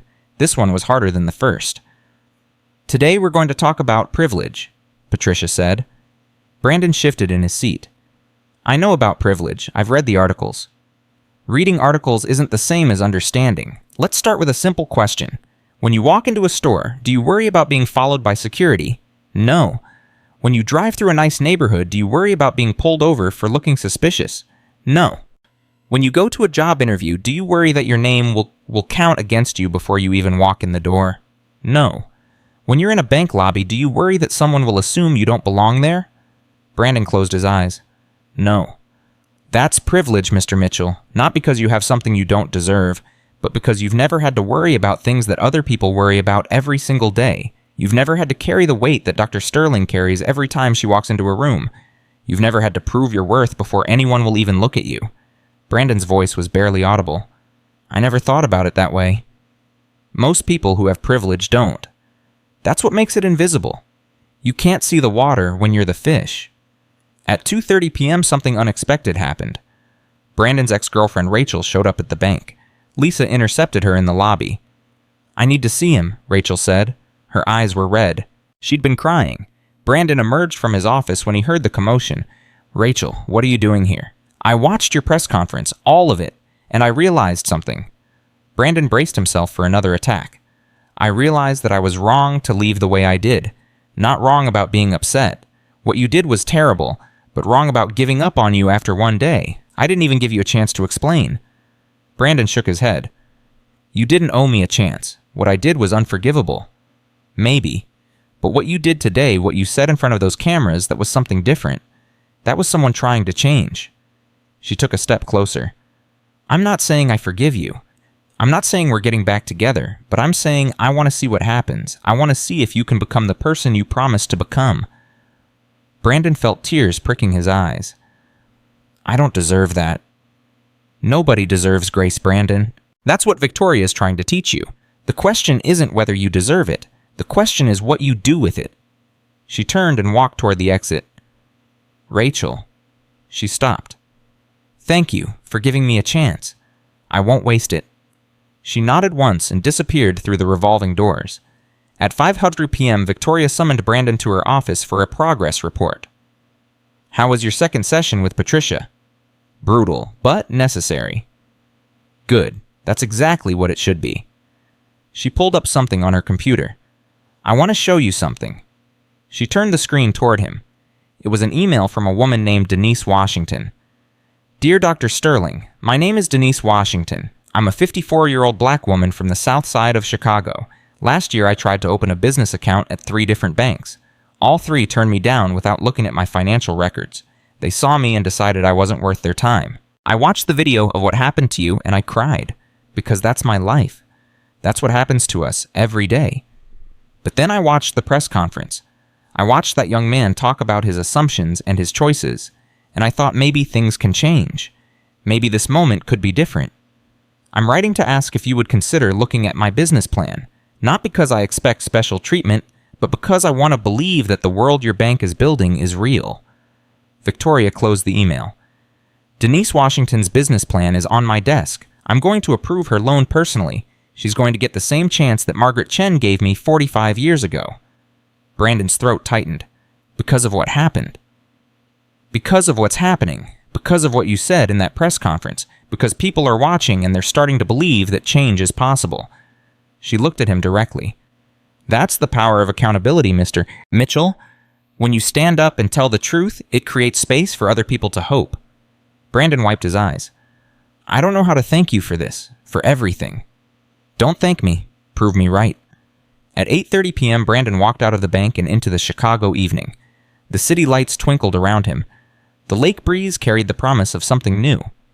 His phone buzzed. A text from Patricia Williams. "Day 2 complete, 363 to go. See you tomorrow." Brandon smiled despite himself. 363 days. 1 year of training, 1 year of accountability, 1 year to become someone different. He didn't know if he could do it, but for the first time in his life, he wanted to try. And somewhere on the 52nd floor, Victoria Sterling stood at her window, watching the city that had tested her and shaped her and ultimately surrendered to her vision. She had taken a gamble on Brandon Mitchell. Now all she could do was wait. 3 months passed. 91 days of training sessions, accountability meetings, and constant self-examination. 91 days of Brandon Mitchell learning to see the world through different eyes. At 7:15 a.m. on day 92, Brandon arrived at the downtown branch before anyone else, just as he had every morning since the incident. He unlocked the doors, turned on the lights, and stood in the center of the lobby where everything had changed. This had become his ritual, a daily reminder, a promise renewed. His phone buzzed. A text from Patricia Williams. "Monthly evaluation today, 2 p.m., don't be late." Brandon smiled slightly. In 3 months, he had never been late. Not once. Patricia had noticed. Everyone had noticed. At 8:30 a.m., Lisa Park arrived for her shift. She paused when she saw Brandon already at work reviewing customer service protocols on his tablet. "You're here early, again." "Couldn't sleep." "Bad dreams." "Good ones, actually. That's what scared me." Lisa tilted her head. "Good dreams scared you?" Brandon set down his tablet. "I dreamed that everything was back to normal, that the incident never happened, that I was still the person I used to be. He shook his head. I woke up in a cold sweat. Lisa sat down across from him. That's actually progress, you know. 3 months ago, you would have called that a good dream. 3 months ago, I was an idiot. You're still an idiot, just a slightly more self-aware one. Brandon laughed. It felt strange. He hadn't laughed much in the past 3 months. At 9:00 a.m., the bank opened for business. Brandon took his position at the customer service desk, the same desk where he had tried to throw Victoria Sterling out of her own building. Now it was his penance station. Every customer who walked through those doors, Brandon greeted personally. Every face, regardless of color or clothing or apparent wealth, received the same respect, the same attention, the same dignity. It wasn't easy. Some days, old patterns tried to reassert themselves. Some days, he caught himself making assumptions before he could stop them. But the difference now was that he caught himself. He noticed. He corrected. At 9:47 a.m., an elderly black man shuffled through the front doors. He was dressed in worn clothes, carrying a plastic bag from a grocery store. 3 months ago, Brandon would have flagged him as suspicious, would have watched him carefully, would have been ready to call security. Now Brandon walked toward him with a genuine smile. "Good morning, sir. Welcome to First National Heritage. How can I help you today?" The man looked startled, then suspicious. Then slowly, something like hope crept into his eyes. "I want to open an account, a savings account. Is that something I can do here?" "Absolutely. Let me walk you through the process personally." Brandon spent the next 45 minutes with Raymond Jackson, a 73-year-old retired sanitation worker who had never trusted banks enough to open an account. He had kept his money under his mattress for 50 years, but his granddaughter had convinced him that maybe finally it was time to try something different. "She showed me that video," Raymond said as Brandon processed his paperwork. "The one with Dr. Sterling. She said if a bank was willing to do what this one did, maybe it was worth trusting." Brandon's hands paused over the keyboard. "I'm glad she convinced you, Mr. Jackson." "She also showed me the other video, the press conference. That was you, wasn't it?" Brandon met Raymond's eyes. "Yes, sir, that was me." Raymond studied his face for a long moment. "You look different now, something in your eyes." "I hope so, sir. I'm trying." Raymond nodded slowly. "That's all any of us can do, I suppose. Try." At 11:30 a.m., Brandon received an unexpected visitor. James Crawford, the regional vice president, appeared in the lobby looking uncomfortable. "Mitchell, my office now." Brandon's stomach dropped. 3 months of progress, and now what? Had he done something wrong? Had someone filed a complaint? He followed Crawford to the executive suite, his mind racing through every interaction of the past week. Every customer, every decision, every word. Crawford closed the door behind them. "Sit down." Brandon sat. His heart was pounding. Crawford remained standing, pacing behind his desk. "Do you know why I'm calling you in here today?" "No, sir." 3 months ago, you humiliated our founder in front of the entire world. You cost this company millions in potential damages. You nearly destroyed a 23-year legacy with 15 minutes of stupidity. Brandon nodded. He didn't try to defend himself. "And do you know what's happened since then?" "I've been trying to make up for it, sir." Crawford stopped pacing. "The downtown branch has had the highest customer satisfaction scores in company history for the past 2 months. New account openings are up 47%. Minority customer acquisition is up 63%. Employee morale scores are through the roof." Brandon blinked. "I didn't know that?" "Of course you didn't. You've been too busy actually doing the work to notice the results." Crawford sat down heavily. "I called you in here because I owe you an apology." Brandon's jaw dropped. "You owe me an apology." "When the incident happened, I wanted you gone. Immediately. I thought Victoria had lost her mind offering you option 3. I argued against it in 3 separate board meetings. I told her she was making a mistake that would haunt the company for years." He leaned forward. "I was wrong. What you've done in the past 3 months, the way you've changed, the way you've influenced the entire culture of that branch, it's exactly what Victoria said would happen. She saw something in you that I couldn't see, and I'm man enough to admit when I'm wrong." Brandon didn't know what to say. "Sir, I haven't done anything special. I've just been trying to be better." "That's exactly what's special, Mitchell. Most people in your position would have done the minimum, checked the boxes, waited out the year, and gone back to their old ways. You didn't. You actually changed. And that's something I don't see very often." Crawford stood and extended his hand. "I'm not saying we're friends. I'm not saying I've forgiven everything, but I'm saying I respect what you're doing, and I wanted you to hear that directly from me." Brandon shook his hand. "Thank you, sir. That means more than you know." At 2:00 p.m., Brandon sat across from Patricia Williams for his monthly evaluation. She reviewed his progress reports, his training assessments, his supervisor feedback. "Your scores are excellent," she said finally.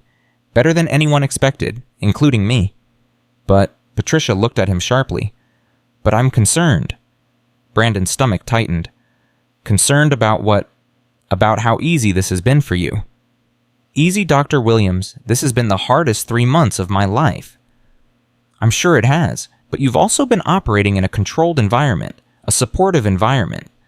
Everyone at that branch knows your story. They're rooting for you. They're giving you the benefit of the doubt." She leaned forward. "What happens when that support isn't there? What happens when you're in a situation where no one knows who you are or what you've been through? What happens when someone pushes your buttons and there's no safety net to catch you?" Brandon was quiet for a moment. "I don't know." That's the honest answer, and that's what worries me. Patricia closed her folder. "I want to accelerate your training, push you harder, put you in situations that test your limits." "What kind of situations?" "The kind where you'll want to fall back on old patterns. The kind where every instinct will tell you to be the person you used to be. If you can handle those situations, you can handle anything." Brandon nodded slowly. "When do we start?" "Right now." At 3:30 p.m., Patricia took Brandon to a community center on the south side of Chicago. The building was old, the neighborhood rough. This was not the kind of place Brandon had ever spent time in before. Inside, a group of about 20 teenagers sat in a circle waiting. Their expressions ranged from bored to hostile to curious. Patricia addressed the group. "Everyone, this is Brandon Mitchell. Some of you may recognize him from the news. He's going to talk to you about discrimination bias and what happens when you make choices based on assumptions."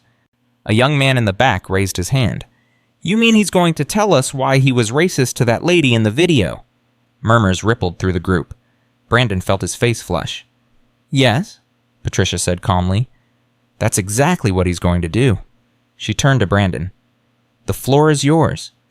Brandon looked at the faces staring back at him. Young black men and women who had probably experienced more discrimination in their short lives than he could imagine. Young people who had every reason to hate him, dismiss him, refuse to hear anything he had to say. He took a deep breath. 3 months ago, I did something unforgivable. You've probably seen the video. I looked at a black woman and decided in less than 10 seconds that she didn't belong in my bank. I didn't know who she was. I didn't know her story. I just looked at her skin color and made a judgment. A girl in the front row crossed her arms. "So that's what people like you do. That's what people like you have always done." Brandon nodded. "You're right. It is what people like me have always done. And I spent 29 years telling myself I was different. Telling myself I wasn't racist because I had the right opinions and voted for the right candidates and said the right things on social media. But when it actually mattered, when I was tested, I failed. I proved that everything I thought I believed was a lie." The room was quiet. "I'm not here to ask for your forgiveness. I haven't earned that. I'm here because part of my training is learning to face the people my choices hurt. And my choices didn't just hurt Dr. Sterling. They hurt everyone who looks like her. Everyone who walks into a bank or a store or a restaurant and has to wonder if they're going to be treated like a human being or a suspect." The young man in the back spoke again. "So what you did some training and now you're fixed. You're one of the good white people now." Brandon shook his head. "No, I'm not fixed. I might never be fixed. 3 months of training doesn't undo 29 years of programming. What I'm trying to do is recognize the programming, call it out when it happens, make different choices than I would have made before." That sounds like a lot of words that don't mean anything. Maybe, but let me ask you something. Have you ever made a choice you regretted? Done something in a moment that you knew was wrong, but you did it anyway because it was easier, or because everyone expected you to, or because you didn't know how to stop yourself? The young man was quiet. "We all make choices," Brandon continued, "and those choices either make us better or worse. I made a choice that made me worse. Now I'm trying to make choices that make me better. That's all I can do. That's all any of us can do." A girl in the middle of the group raised her hand. "If you could go back, would you do it differently?" Brandon considered the question carefully. That's what everyone asks. Would I do it differently if I had known who she was? And the answer is yes, but that's the wrong lesson. The real question is, would I do it differently if she had been nobody? If she had been just a regular black woman with no power, no money, no way to make me face consequences? And the honest answer is, I don't know. I want to say yes. I want to believe I would treat everyone with the same respect regardless of who they are. But I can't prove that. All I can prove is what I do today and tomorrow and the day after that. The room fell silent again. Patricia stepped forward. Does anyone have questions for Mr. Mitchell? This is your chance to ask him anything. For the next hour, Brandon answered questions he never expected. Questions about his childhood, his parents, his education, his assumptions. Questions about what it felt like to watch the video go viral. Questions about whether he thought the punishment fit the crime. The hardest question came from a quiet girl in the corner who hadn't spoken the entire time. Do you think you're a good person? Brandon thought about it for a long time. I used to think so. Now I'm not sure what good means. I think I'm a person who did something bad and is trying to do better. Whether that makes me good or not, I don't know. Maybe being good isn't a destination. Maybe it's just a direction. At 6:00 p.m., Brandon and Patricia left the community center. The sun was setting over the south side, painting the sky in shades of orange and gold. How do you feel? Patricia asked. Exhausted, exposed, like I've been turned inside out. Good. That's how growth feels. Did I do okay? Patricia was quiet for a moment. You did more than okay. You were honest. You didn't make excuses. You didn't try to win them over with charm or sympathy. You just told the truth and let them decide what to do with it. I don't think I changed anyone's mind. That's not the point. The point is that you showed up. You faced people who had every reason to hate you and you didn't flinch. That takes something. Brandon looked back at the community center. I want to come back. Do more sessions like this. Patricia raised an eyebrow. Why? Because those kids need to see that change is possible. Not because I'm special, but because I'm ordinary. If someone as ordinary as me can recognize their bias and try to do better, maybe they'll believe that other people can too. Patricia smiled slightly. Now you're starting to understand what Victoria saw in you. At 8:45 p.m., Brandon's phone rang. An unknown number. Hello? Mr. Mitchell, this is Detective Sarah Hawkins with the Chicago Police Department. Brandon's blood went cold. What's this about? It's about a complaint that was filed against you today. A formal complaint alleging harassment and discrimination. Brandon's mind raced. Who had he interacted with? What had he done wrong? I don't understand. I haven't done anything. The complaint was filed by a woman named Karen Whitmore. She claims that you refused to serve her at the First National Heritage downtown branch this morning and that you were hostile and unprofessional. Brandon searched his memory. Karen Whitmore. He didn't recognize the name. Detective, I interact with dozens of customers every day. I don't remember anyone by that name. Ms. Whitmore claims you called security to have her removed. That's not possible. I haven't called security on anyone in 3 months. You can check the logs. We intend to Mr. Mitchell, but given your history, this complaint is being taken very seriously. I'm going to need you to come down to the station tomorrow morning for questioning. The line went dead. Brandon stared at his phone, his hands trembling. Someone was lying. Someone was trying to destroy everything he had worked for. He called Victoria immediately. She answered on the first ring. Mr. Mitchell, it's late. Dr. Sterling, I just got a call from the police. Someone filed a complaint against me, a discrimination complaint, but I didn't do anything. I swear I didn't do anything. Victoria's voice was calm. Tell me everything. Brandon recounted the conversation with Detective Hawkins, the name Karen Whitmore, the allegations of harassment and hostile behavior. I don't know who she is, Brandon said, his voice breaking. I don't remember anyone by that name. I've been so careful every single day. I can't lose everything because of a lie. Victoria was quiet for a moment. Mr. Mitchell, listen to me carefully. I believe you. Brandon's breath caught. You do? I've been watching you for 3 months. I've seen your progress reports. I've heard the feedback from Patricia, from Lisa, from every supervisor you work with. The person they describe is not someone who would do what this woman claims. But the police are taking it seriously. They want to question me tomorrow.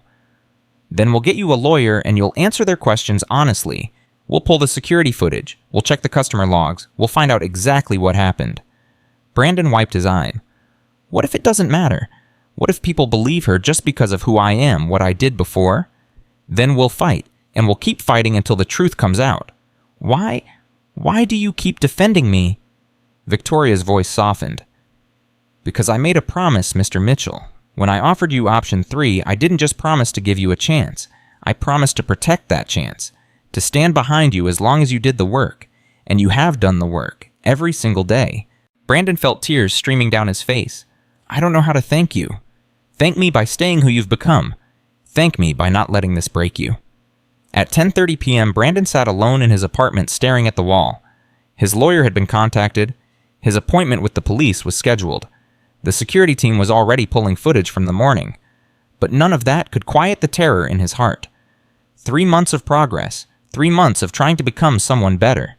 And now one phone call had put everything at risk. His phone buzzed, a text from Lisa Park. I heard what happened. Don't give up. We're all behind you. Then another from Officer Danny Reyes. Check the logs myself. No security calls from your desk today. Whatever this is, it's not what it looks like.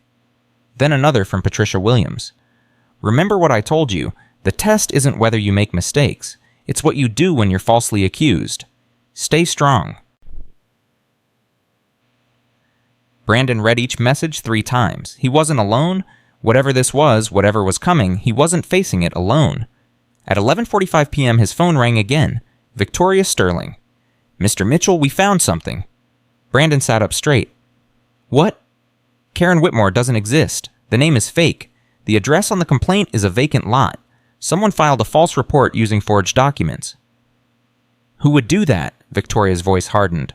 Someone who wants to destroy you. Someone who wants to prove that option 3 was a mistake. Someone who stands to gain if this experiment fails. Brandon's mind raced. The board members who opposed my staying. The ones who wanted me gone. That's one possibility. There are others. But right now the most important thing is that the police know this complaint is fraudulent. Detective Hawkins has been informed. The investigation is being redirected. Brandon let out a breath he didn't know he'd been holding. So it's over. The immediate threat is over, but whoever did this is still out there, and they might try again. What do? We stay vigilant. We document everything. We don't give them any ammunition. Victoria paused. And we remember that progress always creates enemies. The fact that someone is trying to destroy you means you're doing something right. Brandon closed his eyes. I thought the hard part was changing myself. I didn't realize I'd also have to defend that change from people who don't want it to succeed. Welcome to leadership, Mr. Mitchell. It's not enough to do the right thing. You also have to survive doing it. The call ended. Brandon lay in the darkness thinking about enemies and allies, about progress and backlash, about the price of change. Tomorrow would bring new challenges, new tests, new opportunities to fail or succeed. But tonight, he had survived, and that was enough. At 6:00 a.m. The next morning, Brandon arrived at the bank earlier than ever. He stood in the lobby watching the sun rise through the floor-to-ceiling windows.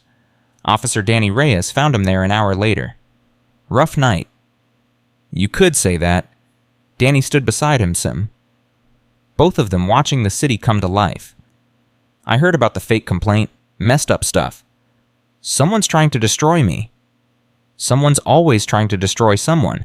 That's how the world works. Danny turned to face him. The question is whether you let them. Brandon looked at the older man. How do you do it 15 years as a security guard dealing with people's assumptions about who you are based on how you look? How do you keep going? Danny shrugged. You remember why you started?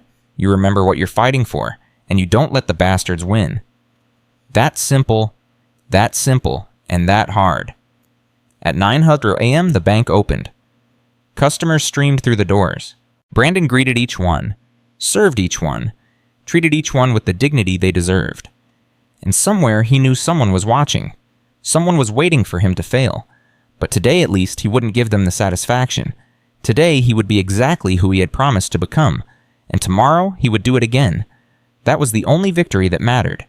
The daily one, the constant one, the choice to keep trying even when everything tried to make you stop. 1 year, 365 days since Brandon Mitchell threw Victoria Sterling's briefcase across a marble floor and watched his old life shatter into a million pieces. At 6:00 a.m. on day 366, Brandon stood in the lobby of First National Heritage Bank for the last time as a probationary employee. Today, the board would vote on whether to remove the restrictions, confirm his position permanently, or terminate him despite everything he had accomplished. His phone buzzed. A text from Patricia Williams. Board meeting at 10 a.m. Whatever happens, you should be proud of what you've done. Brandon read the message 3 times. He wasn't sure proud was the right word. Grateful, maybe? Exhausted. Transformed. but proud felt like something he hadn't earned yet. At 7:30 a.m., Lisa Park arrived. She stopped when she saw him standing in the center of the lobby exactly where Victoria had stood 1 year ago today. Nervous, terrified. You shouldn't be. Your numbers are impeccable. Your training scores are the highest in company history. Every supervisor review has been glowing. Numbers don't tell the whole story. Lisa sat down on one of the customer benches. Then tell me the whole story. What's really bothering you? Brandon was quiet for a long moment. What if I'm not actually changed? What if I've just been performing? What if the board removes the restrictions and I go back to being who I was? Lisa considered this. Do you want to go back to who you were? No, God no. Then you won't. Change isn't something that happens to you, Brandon. It's something you choose. Every day, every interaction, every moment when you could take the easy path and you choose the hard one instead. What if I choose wrong someday? Then you'll recognize it, and you'll correct it, and you'll keep going. She stood up. That's all any of us can do. At 8:45 a.m., Officer Danny Reyes walked through the front doors. He was carrying a small box wrapped in brown paper. Mitchell, got something for you. Brandon took the box confused. What is this? Open it. Inside was a badge, a security badge with Brandon's name on it, but different from his regular employee badge. This one said Bias Prevention Training Coordinator underneath his name. I don't understand. Danny grinned. Corporate approved it last week. If the board votes to confirm you today, you're getting promoted. You'll be running this bias training program for all 47 branches. Brandon stared at the badge. Running it, but I'm the one who needed training. I'm the cautionary tale. Exactly. Who better to teach people about bias than someone who lived it, someone who did the worst thing and found a way back? Danny clapped him on the shoulder. Victoria's idea. She's been planning this for months. Brandon felt tears pricking his eyes. She never said anything. She wanted it to be a surprise, assuming the board votes the right way. At 9:30 a.m., Brandon received an unexpected visitor. Rachel, his ex-girlfriend, walked through the front doors. They had been slowly rebuilding their relationship over the past 6 months, but she had never come to the bank before. What are you doing here? Rachel took his hands in hers. I wanted to be here. Whatever happens today, I wanted you to know that I'm proud of you. That the person I fell in love with 3 years ago isn't the same person standing in front of me now. You're better. You're deeper. You're someone I actually admire. Brandon's throat tightened. I don't know if the board is going to confirm me. It doesn't matter. It doesn't matter. Brandon, listen to me. A year ago, you were a man who discriminated against a woman because of her skin color. Today, you're a man who has spent 365 days becoming someone different. That transformation is real. It exists regardless of what a board of directors decides. They can't take that away from you. She kissed his cheek. Whatever happens, call me tonight. I'll be waiting. She left him standing in the lobby, holding a badge for a job he might never get, feeling more vulnerable than he had in months. At 10:00 a.m. exactly, Brandon rode the elevator to the 52nd floor. His heart was pounding so hard he could feel it in his throat. His palms were sweating. His legs felt like they might give out at any moment. The boardroom doors were closed. Through the glass, he could see the 12 figures seated around the mahogany table. Victoria sat at the head, her expression unreadable. James Crawford emerged from the boardroom. Mitchell, the board is ready for you. Brandon took a deep breath. How does it look? Crawford's face was neutral. Just go in there and tell the truth. Same as you've been doing for a year. Brandon walked into the boardroom. Every eye turned to face him. He stood at the end of the table, hands clasped behind his back, waiting. Robert Thornton, the board chairman, spoke first. Mr. Mitchell, 1 year ago, you stood in this room and accepted option 3. You committed to a process of transformation that most people thought was impossible. Today, we're here to evaluate whether you fulfilled that commitment. He shuffled through papers in front of him. I've reviewed your training records, your supervisor evaluations, your customer satisfaction scores, and the reports from Dr. Williams. I've also reviewed the incident 3 months ago when someone filed a fraudulent complaint against you. Brandon felt his stomach clench. What I see in these documents is remarkable. Your performance metrics exceed every standard we set. Your colleagues speak of you with genuine respect. Your customers, particularly minority customers, have specifically cited you as the reason they trust this bank. Thornton looked up. But numbers only tell part of the story. Before we vote, I want to hear from you directly. In your own words, tell us what this year has meant to you. Brandon had prepared a speech. He had written and rewritten it a dozen times. But standing here now, facing these 12 people who held his future in their hands, the prepared words felt hollow. He pushed them aside. 1 year ago, I was a monster. I didn't think of myself that way. I thought I was one of the good ones. Educated, progressive, enlightened. But when it actually mattered, when I was tested, I revealed who I really was. I looked at a black woman and decided in less than 10 seconds that she didn't deserve basic human dignity. He paused, steadying his voice. I want to tell you that I've changed completely, that I'm cured. That bias has been erased from my brain like a corrupted file. But that would be a lie. The truth is, those patterns are still in there. Those assumptions still try to assert themselves. The difference is that now I see them. Now I recognize them. Now I have tools to challenge them before they become actions. He looked at Victoria directly. Dr. Sterling took a risk on me that she didn't have to take. She offered me grace when she had every right to destroy me. And I've spent every day of the past year trying to be worthy of that grace. Not because I wanted to save my career. Not because I was afraid of consequences. But because she showed me something I had never seen before. What was that? Dr. Patricia Williams asked. That redemption isn't about becoming perfect. It's about becoming accountable. It's about facing who you are and choosing to be something different. It's about doing the work every single day, even when no one is watching. Brandon took a breath. I don't know what you're going to decide today. I hope you'll let me stay. I hope you'll give me the chance to keep proving that change is possible. But if you decide I need to go, I want you to know that this year wasn't wasted. Whatever happens next, I'm not the person who walked into that lobby 366 days ago, and I never will be again. The room was silent. Thornton looked around the table. Does any board member have questions for Mr. Mitchell? Dr. Williams raised her hand. Brandon, you mentioned that the old patterns still try to assert themselves. Can you give us a specific example from the past month? Brandon nodded.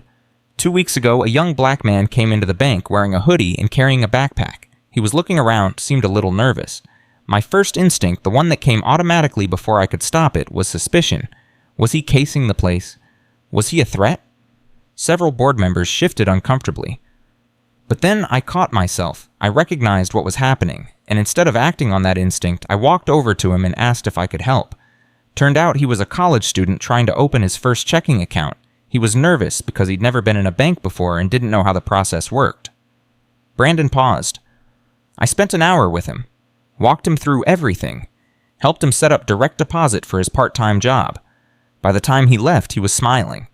He shook my hand and said no one had ever taken that much time with him before.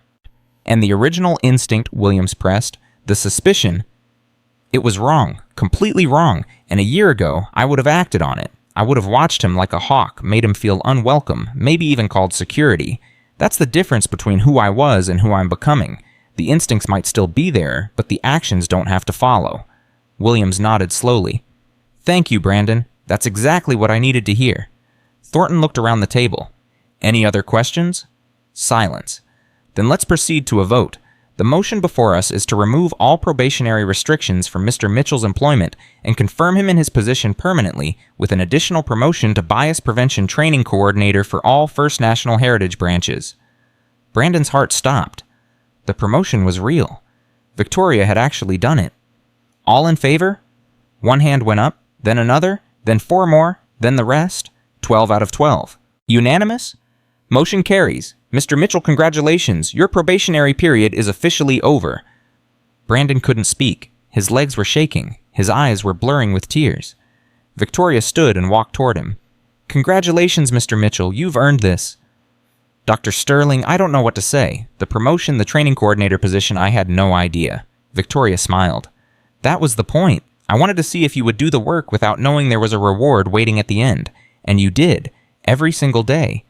She extended her hand. Brandon shook it. Thank you for everything. For seeing something in me that I couldn't see in myself. That's what leaders do, Mr. Mitchell. We see potential, we nurture it, we protect it, and then we step back and watch it grow. She turned to address the board. This meeting is adjourned, but before everyone leaves, I have one more announcement. The board members paused. Next month marks the 1-year anniversary of the incident that changed this company. The video has now been viewed over 50 million times. The press conference has been used in business schools and diversity training programs around the world. What happened in our lobby has become a case study in both discrimination and redemption." She walked to the window, looking out at the city she had conquered. "I've been approached by the American Banking Association, by the Federal Reserve, by the Department of Justice. They all want to know how we did it, how we took a crisis and transformed it into something meaningful. And the answer is standing right there." She pointed at Brandon. "He's the answer, not because he's special, but because he's ordinary. He made the mistake that millions of people make every day. He held biases that millions of people hold. And then he did something that very few people have the courage to do. He faced those biases, he owned them, he changed them." She turned back to the room.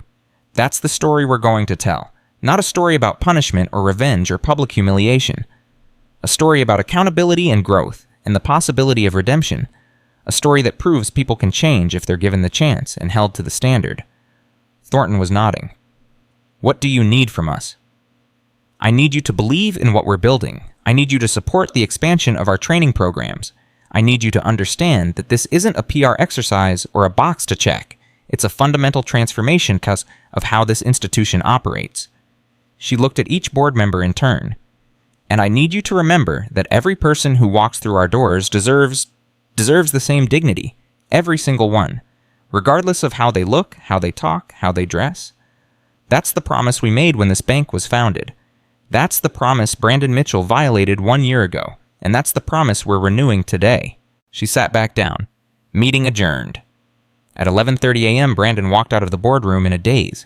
Lisa was waiting in the hallway. "Well, unanimous? They confirmed me. And the promotion is real." Lisa threw her arms around him. "I knew it. I knew they would. Brandon, this is amazing. I can't believe it. After everything that happened, everything I did, they actually believe in me." "Not just believe in you, they're putting their money on you. The training coordinator position means you'll be influencing how every employee in this company thinks about bias. That's not a small thing." Brandon leaned against the wall, trying to process. "It's been a year, a whole year of training and accountability and self-examination, and somehow against all odds, I'm still here. Not just still here, you're moving up. You're going to help other people avoid making the same mistakes you made. That's the terrifying part. What if I'm not ready? What if I fail?" Lisa looked at him seriously. "Brandon, do you remember what you said to me the first week after the incident? You said you didn't know if you could change. You said you were terrified that you might fail." "I remember." "And what happened?" "I tried anyway." "Exactly. And you'll keep trying. That's who you are now. Not someone who never fails. Someone who fails recognizes it and keeps going." At 12:15 p.m., Brandon received a text from Victoria, "My office, now." He rode the elevator back up to the 52nd floor, wondering what else could possibly happen today. Victoria was standing by her window when he entered. "Close the door." Brandon closed it. "What you said in that boardroom about accountability and growth, about doing the work even when no one is watching, did you mean it?" "Every word." Victoria turned to face him. "Good, because what I'm about to tell you stays between us, at least for now." Brandon's heart rate spiked. "What is it?" 6 months ago, I hired a private investigator to look into the fake complaint against you. I wanted to know who was trying to sabotage your progress." "Did you find out?" Victoria nodded slowly. "It was one of the board members. Someone who thought option 3 was a mistake from the beginning. Someone who wanted to prove that I had lost my judgment." Brandon felt his blood run cold. "Who?" "David Chen, the CFO." "Chen, but he voted to confirm me today. He voted with everyone else." "Because he had no choice. The investigation found evidence linking him to the fake complaint. Emails, financial records, enough to end his career if it went public." Brandon's head was spinning. "So he voted to confirm me because you were blackmailing him." Victoria's expression didn't change. "I prefer to think of it as providing motivation. David Chen has been given a choice. He can continue to serve on this board, support the initiatives we're building, and quietly retire in 3 years with his reputation intact. Or he can continue to sabotage our work and face very public consequences." That sounds like something from a mob movie. That sounds like leadership, Mr. Mitchell. Sometimes protecting what matters requires making uncomfortable decisions. Brandon was quiet for a moment. "Why are you telling me this?" "Because I want you to understand something. The work you've done this year wasn't just about changing yourself. It was about building something that can survive opposition. People like David Chen will always exist. People who don't believe in redemption. People who think punishment is the only answer. Your job as the new training coordinator is to prove them wrong. She walked toward him. I'm not going to be around forever, Brandon. I'm 64 years old. I've been fighting these battles for over 4 decades. At some point, the next generation has to take over. Brandon stared at her. You're talking about succession. You're thinking about who's going to run this place when you're gone. I'm thinking about legacy, about what survives after I'm no longer here to protect it. And what I've learned over 23 years is that institutions don't change because of policies or procedures. They change because of people. Individual people who embody the values we're trying to build. She stopped directly in front of him. You have a choice, Mr. Mitchell. You can take this promotion and do the minimum. Run the training programs, check the boxes, collect your paycheck. Or you can become something more. A symbol. A proof point. A living demonstration that change is possible. I don't know if I'm ready for that. No one is ever ready. They just decide to try anyway. At 2:00 p.m., Brandon returned to the downtown branch for the last time as a regular employee. Tomorrow, he would begin his new role. Today, he wanted to say goodbye to the place where everything had started. He stood in the center of the lobby, remembering the sound of Victoria's briefcase hitting the floor, remembering the look in her eyes when she realized what he was doing, remembering the moment James Crawford burst through the doors and everything changed. You look like you're seeing ghosts. Brandon turned. Danny Reyes was standing behind him. Just remembering what? Who I used to be, what I almost threw away. Danny nodded. You know what I remember? I remember a young man so full of himself he couldn't see past his own nose. Arrogant, blind, dangerous. That's a pretty harsh description. It's accurate. You were all of those things. Danny paused. But you know what else I remember? I remember the same young man standing in this lobby 3 months later, shaking like a leaf, terrified that he was going to fail. I remember him apologizing to me genuinely for trying to use me as a tool. I remember him treating every customer who walked through those doors like they mattered. You've been watching me. For a year, every day, waiting to see if you'd slip, waiting to see if the old Brandon would come back when no one was looking. And Danny extended his hand. He didn't come back. You killed him. And whoever you are now, I'm proud to have watched you become him. Brandon shook his hand. Thank you, Danny, for not giving up on me. Thank Victoria. She's the one who wouldn't let anyone give up on you. At 4:30 p.m., Brandon's phone rang. Maya Johnson. He hesitated, then answered. Maya, it's been a while. I heard the news. Congratulations on the confirmation and the promotion. Word travels fast. I'm a journalist now. Well, sort of. That video changed my life too, you know. Turned me from a social media influencer into someone who actually breaks stories. Brandon sat down on one of the lobby benches. I never thanked you properly for filming that day, for showing the world what I did. You did thank me at the press conference. That was public, performative. I mean, really thanked you, privately, just you and me? Maya was quiet for a moment. I didn't film it to do you a favor. I filmed it because I was angry, because I'd seen that same scene play out 100 times in my own life, because I wanted the world to see what it felt like to be treated like you don't belong. I know, and that's exactly why I'm grateful. You held up a mirror. You showed me something I needed to see. If you hadn't been there, if you hadn't recorded it, I might have gotten away with it. I might still be the person I was. And now I'm someone who sees that mirror every day, someone who can't pretend anymore, someone who has to face the truth even when it hurts. Maya's voice softened. I'm glad it worked out, Brandon. Really, I wasn't sure it would. When Victoria announced option 3, I thought she was crazy. I thought you'd go through the motions and go back to being exactly who you were. You weren't the only one who thought that. But you didn't. You actually changed. And that means something. It means that maybe, just maybe, the next person who does what you did will see your story and think, I could do that too. I could face myself. I could try to be different. That's the hope. That's more than hope. That's impact. And impact is all any of us can ask for. At 6:00 p.m., Brandon made one final stop before leaving the bank. He rode the elevator to the 52nd floor and knocked on Victoria's door. Come in. She was sitting at her desk reviewing documents. Mr. Mitchell, I thought you'd gone home.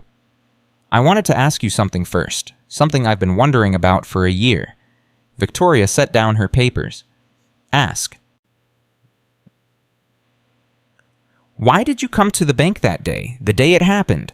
You said you were there to conduct routine business, but there's nothing routine about a 71% shareholder visiting a branch. You could have sent someone. You could have handled whatever it was by phone or email. Why were you actually there?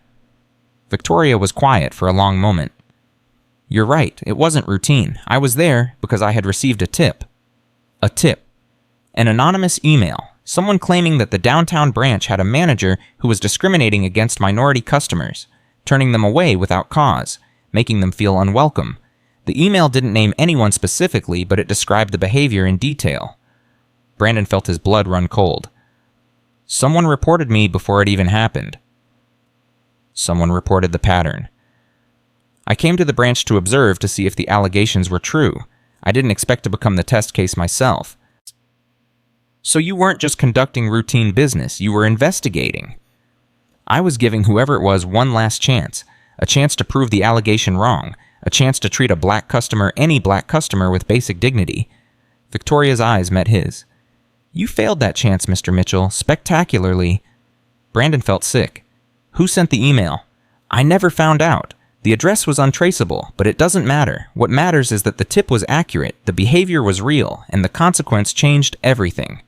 Brandon sat down heavily. I've spent a year thinking that what happened was just bad luck, just the wrong person walking through the door at the wrong time, but it wasn't luck at all. It was inevitable. Yes, it was. If not that day, then another day. If not me, then someone else. The only difference is that I had the power to do something about it. Brandon looked at her with new understanding. You put me at reline. You planned the option 3 offer before it even happened. You came to that branch knowing that something like this might occur, and you already knew how you would respond. Victoria smiled slightly. Not planned exactly, but prepared. I've been thinking about these questions for years. What do you do when someone discriminates? Punish them and move on, or try to transform the moment into something meaningful? I didn't know I would have to make that choice on that particular day, but I knew the choice would come eventually. Brandon stood up. Thank you for telling me the truth, for trusting me with it. You've earned that trust, Mr. Mitchell. Now go home, get some rest. Tomorrow your real work begins. At 8:00 p.m., Brandon walked out of First National Heritage Bank for the last time as the person he had been when he started. Tomorrow he would return as someone else. Someone with a title and a mission and a responsibility that felt almost too large to carry. Rachel was waiting for him in the lobby. How do you feel? Overwhelmed, terrified, grateful, all of it at once. She took his hand. Come on, let's get dinner. You can tell me everything. They walked out into the Chicago evening together. The city lights sparkled around them. The lake breeze carried the scent of possibility. Brandon? Yeah? I'm proud of you. I know I said it before, but I want to say it again. I'm really, really proud of the person you've become. Brandon stopped walking. He turned to face her. I couldn't have done this without you, without Lisa, without Danny and Patricia and Victoria, without everyone who believed in me when I didn't believe in myself. That's what community is. That's what family is. Holding each other up when we can't stand on our own. They started walking again, hand in hand, toward a future that neither of them could have imagined a year ago. At 10:30 p.m., Brandon sat alone in his apartment writing. Not a speech, not a report, just thoughts, reflections on everything he had learned. He wrote about bias and assumptions. He wrote about grace and accountability. He wrote about the difference between being punished and being transformed. And he wrote about Victoria Sterling, about a woman who had every reason to destroy him and chose to save him instead, about a leader who understood that change doesn't come from humiliation or revenge, but from dignity and trust. At midnight, he set down his pen and read what he had written. It wasn't polished, it wasn't perfect, but it was true. And truth, he had learned, was always enough. His phone buzzed one final time. A text from Victoria. 1 year ago, today you threw my briefcase on the floor. 1 year from today, I expect you to have changed this entire industry. Get some sleep. Tomorrow we get to work. Brandon smiled. He had been given a second chance. Now it was time to pay it forward. The story of Brandon Mitchell didn't end with punishment or forgiveness, revenge or redemption. It ended with something far more powerful than any of those things. It ended with transformation, real transformation. The kind that costs everything and gives back even more. The kind that happens one day at a time, one choice at a time, one person at a time. Victoria Sterling had built an empire on the belief that everyone deserves dignity. Brandon Mitchell had nearly destroyed that belief with 15 minutes of cruelty, and then together they had proven something that the world desperately needed to see. That people can change. That grace can triumph over judgment. That the worst moment of your life doesn't have to define you. That accountability and redemption are not opposites. That every ending can become a beginning. 1 year ago, Brandon Mitchell was a monster. Today, he was a man. And tomorrow, he would help others become men and women too. Not by pretending to be perfect. Not by hiding from his past.